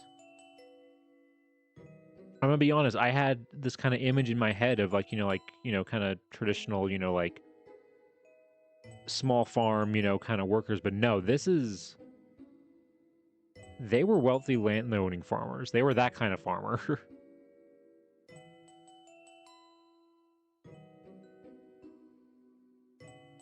Wow. Okay.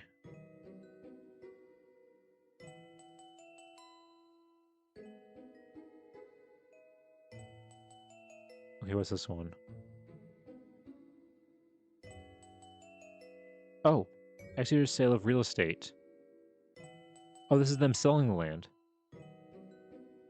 They were farmers like Washington or Jefferson. Yeah, exactly. Those types of farmers.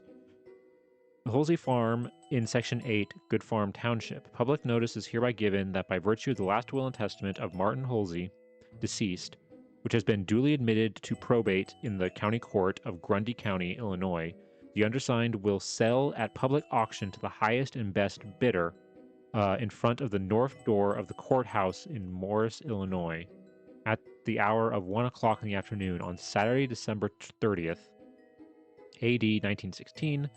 The phone described the property, the northeast quarter of Section 8, Township 31, North, Range 7, east of the 3rd Principal Meridian in Grundy County. Wait, hold on. Where was that? When was this? November?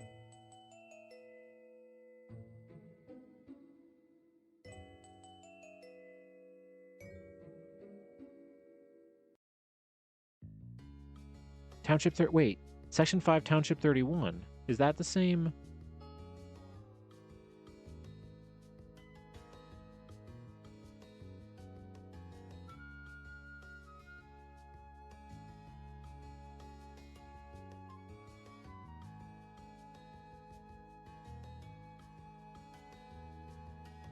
Oh, no, Section 8. This is a different part.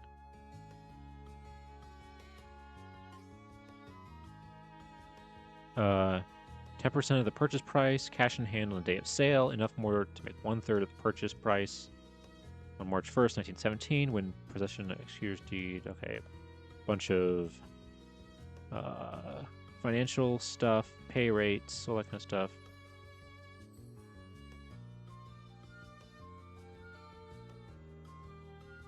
Yeah. Okay.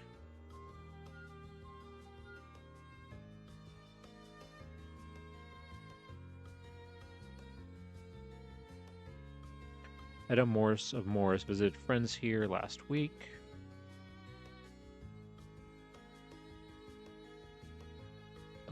Is this the same? I think this is the same thing, just post it again.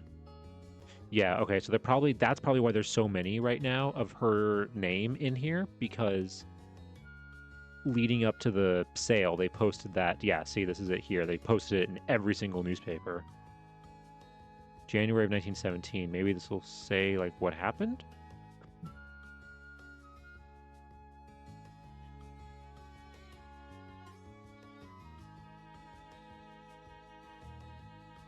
Okay, wait, yeah, here we go. An inventory was filed in the Martin Holsey estate in the probate court Tuesday by the executors, Miss Etta Morse and John Daughtry. The inventory showed the value of the estate as follows. Savings account, First National Bank, Mason, $13,577.80. Certificate of deposit, Fairburn State Bank, Fonda, Iowa, $6,208. Certificate of deposit, Grundy County National Bank, Morris, $1,141. Northeast Section 8, Town 31, $24,000. Certificates of deposit, City Bank, Leitner, Indiana, $7,590. Meyer State Bank, Leitner, Indiana, $1,069.30. First National Bank, Mason, $100. Joliet National Bank, $2,935. Farmers Bank, Sac City, $1,000. First National Bank, Gardner, $3,969. Exchange Bank, Gardner, $25. State Bank, Fonda, Iowa, $315. Check and Finch Bros, $14.35. Notes and accounts, $32,356.62. Damn, this guy had a lot of bank accounts. And I hope they put all this money in a safe spot, because it's 1917, and in roughly 10 years, I hope that money wasn't invested in anything terribly. I hope they just stuck it all in a mattress, because that's the best thing that could have happened to it.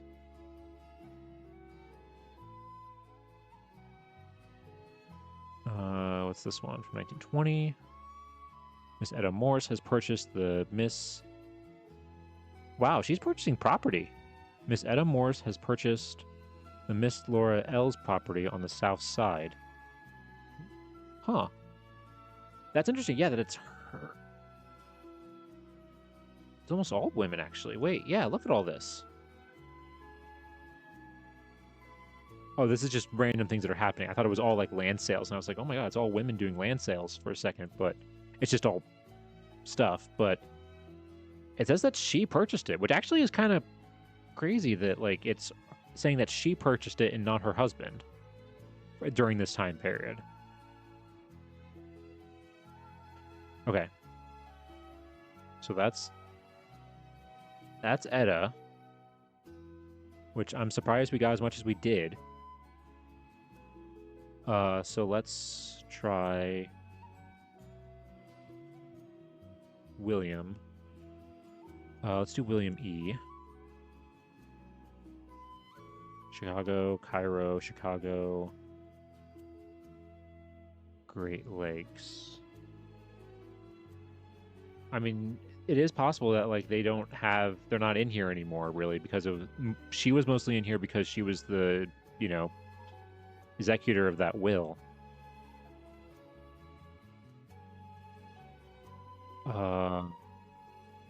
Because these are Chicago things.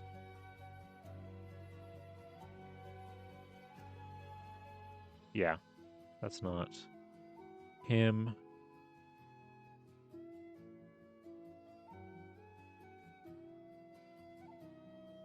Yeah. Okay, let's make it to William Morse again. And let's see, okay.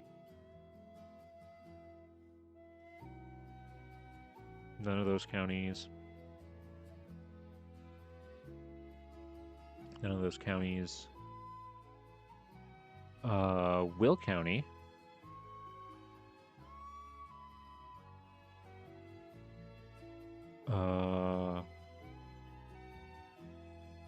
Mrs. William C. Morris, no.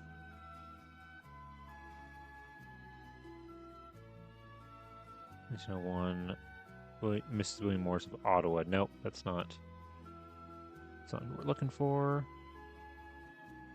William A. Morris, William C. Morris, Reverend William Morris, Attorney William A. Morris, William A. Morris, William A. Morris. Nope.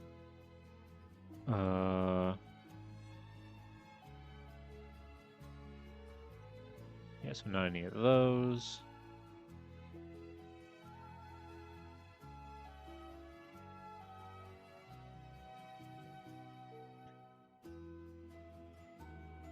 Grungy.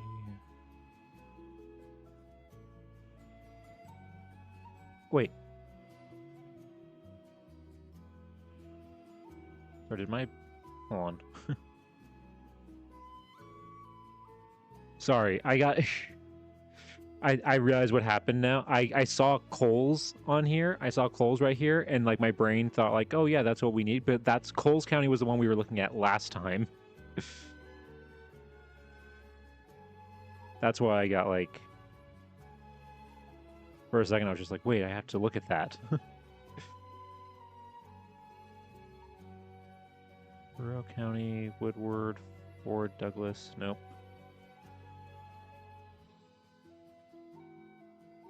No, nothing. Wow. Wow, nothing for William, but a ton for his wife. For Etta. That's crazy. Oh god, it's glitching. There we go. Alexander, Marshall.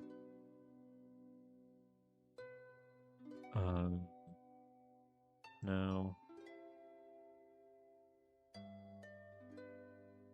Okay. Let's change it to Etta again.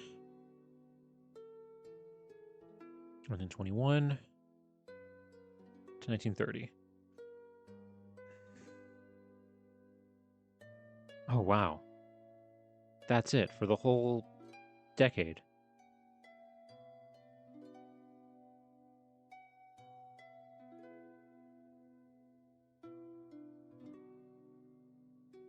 Yeah, Good Farm. West Good Farm. The sale of property, 160 acres, of the Martin Holsley heirs Thursday of last week resulted in Mrs. Etta Morse and Thomas Neville buyers. The prices of the different plots running from $176 to $196 per acre.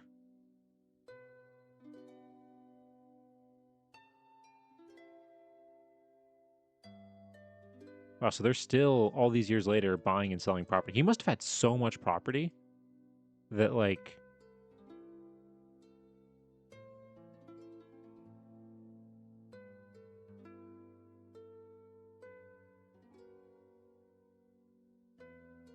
And, you know, oh yeah, and they're selling, again, this is 1925, we're getting close. Do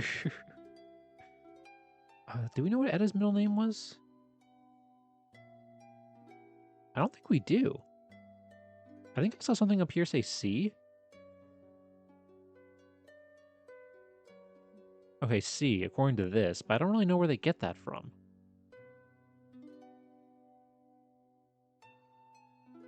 Okay, so Etta Morse. Let's try William Morse again.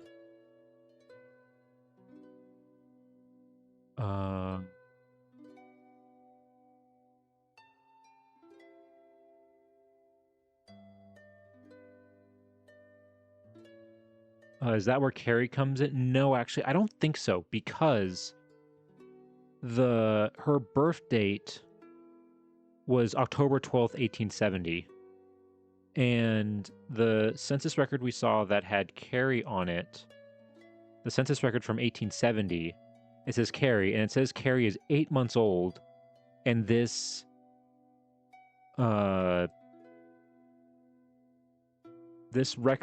census record was taken in July of 1870.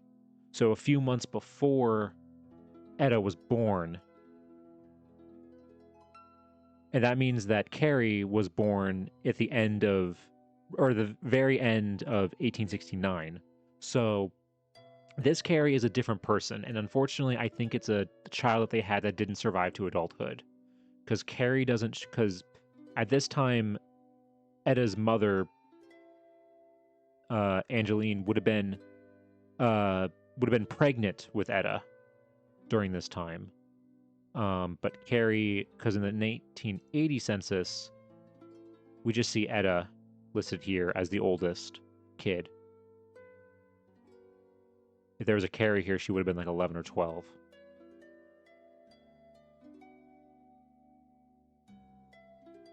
So that's where the Carrie comes in with that. So yeah, let's see what counties we got here. No. None of those. Oh, okay, we do have a Livingston.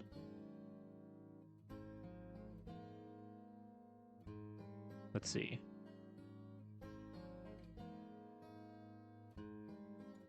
What do they say? Oh, this is about a boat called the William Morse. That's definitely not our person. Okay.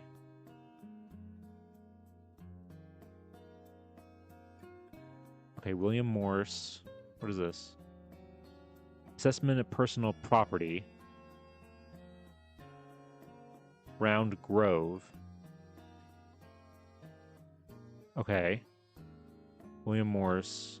$990 in property around that area, according to this. Definitely up there. But I mean, not as much as some of these other people. I mean, the Hallam Bros, I mean, that's a company. They own $11,000 worth of property. But in terms of like just the individuals, he's definitely up there. He's almost at $1,000. And there's only 1, 2, 3 other people. Yeah, he's number 4. If you don't count this one, which is a company. Of the individuals who own property, he's like the 3rd highest. Or 4th highest. Who owns property there. Okay, so that was Livingston County.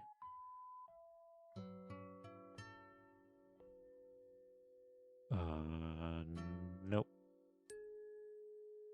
No. Okay, so that's interesting. Okay.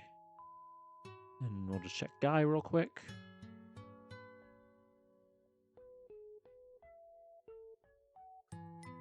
Oh god. Oh, there's a Guy Morse Bingham? Oh, okay, there's Livingston. Hold on. There's a lot in Livingston.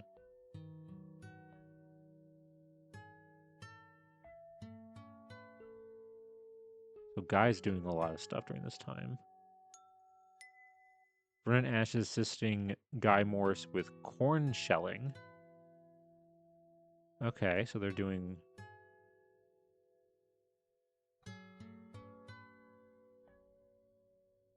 Is this another corn shelling thing? Because it looks like it. Shelled corn at the Kuzik place Monday and Tuesday. Okay, he's shelling corn. Let's see, is he shelling corn here? Yep, he shelled for John Burkhart.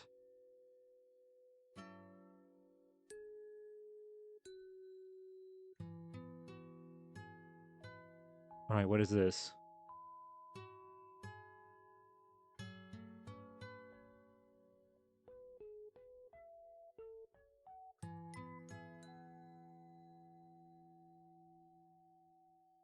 Wait, what? Hold on. What is it? Okay, wait.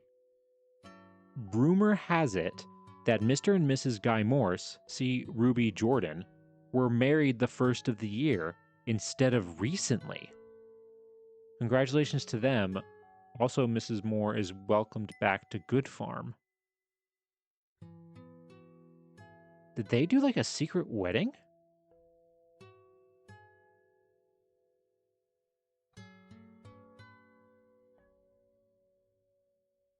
This is May of 31. Hold on. I lost the spot. There it is. Rumor has it that Mr. and Mrs. Guy Morse were married the first of the year instead of recently. Hold on. When was Joy born?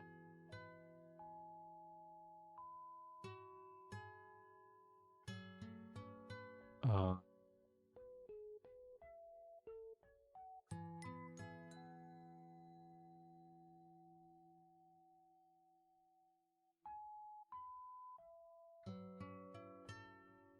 Hold on.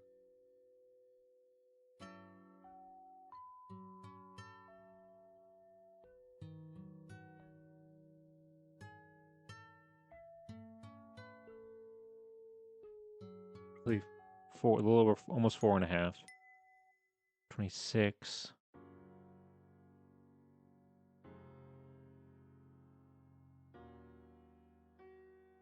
So she was born. Oh, no, wait. No, wait. We have her. Yeah, she was born 1925.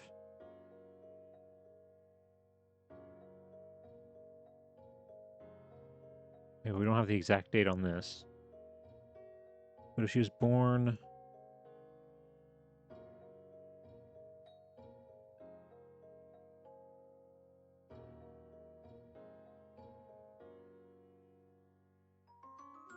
Okay. Okay, that's okay. I think that I'm trying to figure out the timeline here because at first I thought because it sounds kind of sketchy how they say this here. Like, but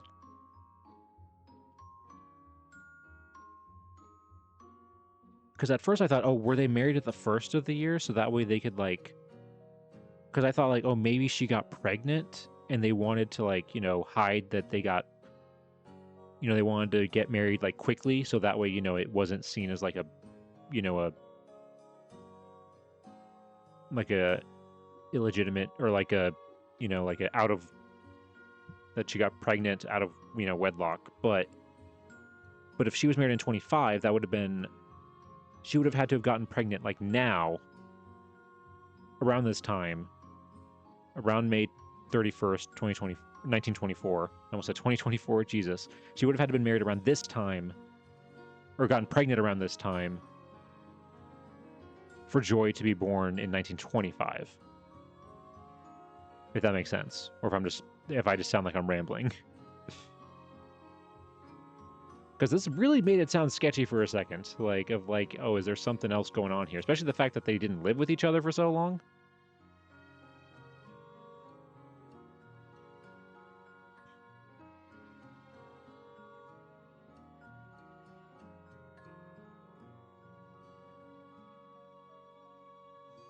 Okay, let's see what this next one is.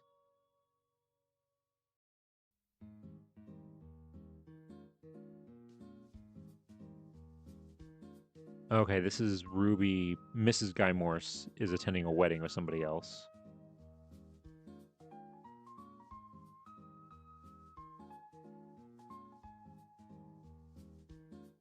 It's crazy that there's more for Guy here during this time than both of his parents. But then again, most of it is like him either visiting people, like here, or he's shelling corn. Because what else is there to do around here? The fact that he shelled corn for people is making the newspaper. That's how little is going on in Dwight. In the Dwight Star and Herald.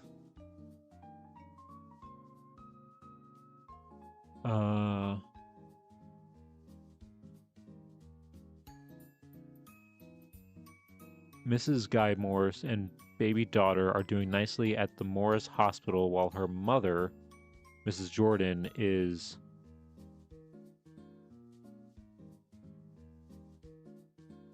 also a patient there suffering a complication of diseases. Did she just give birth? That might be what this is.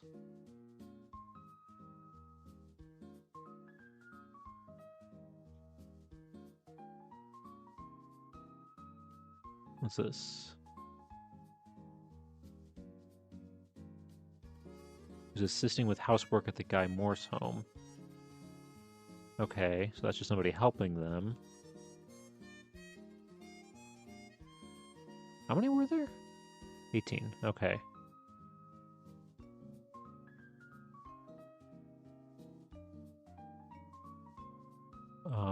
What's this one? Mr. and Mrs. Vernon Ashe and daughter. And George Ashe spent Monday evening with Mr. and Mrs. Guy. Okay, yeah, just more people visiting.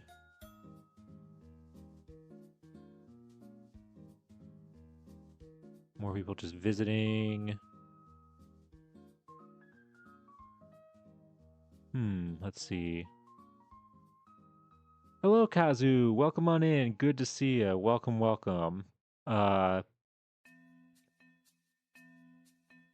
catch you up real quick, we are researching the woman above me, who was a woman named Etta Hursley. Let's see, we found her various census records for her.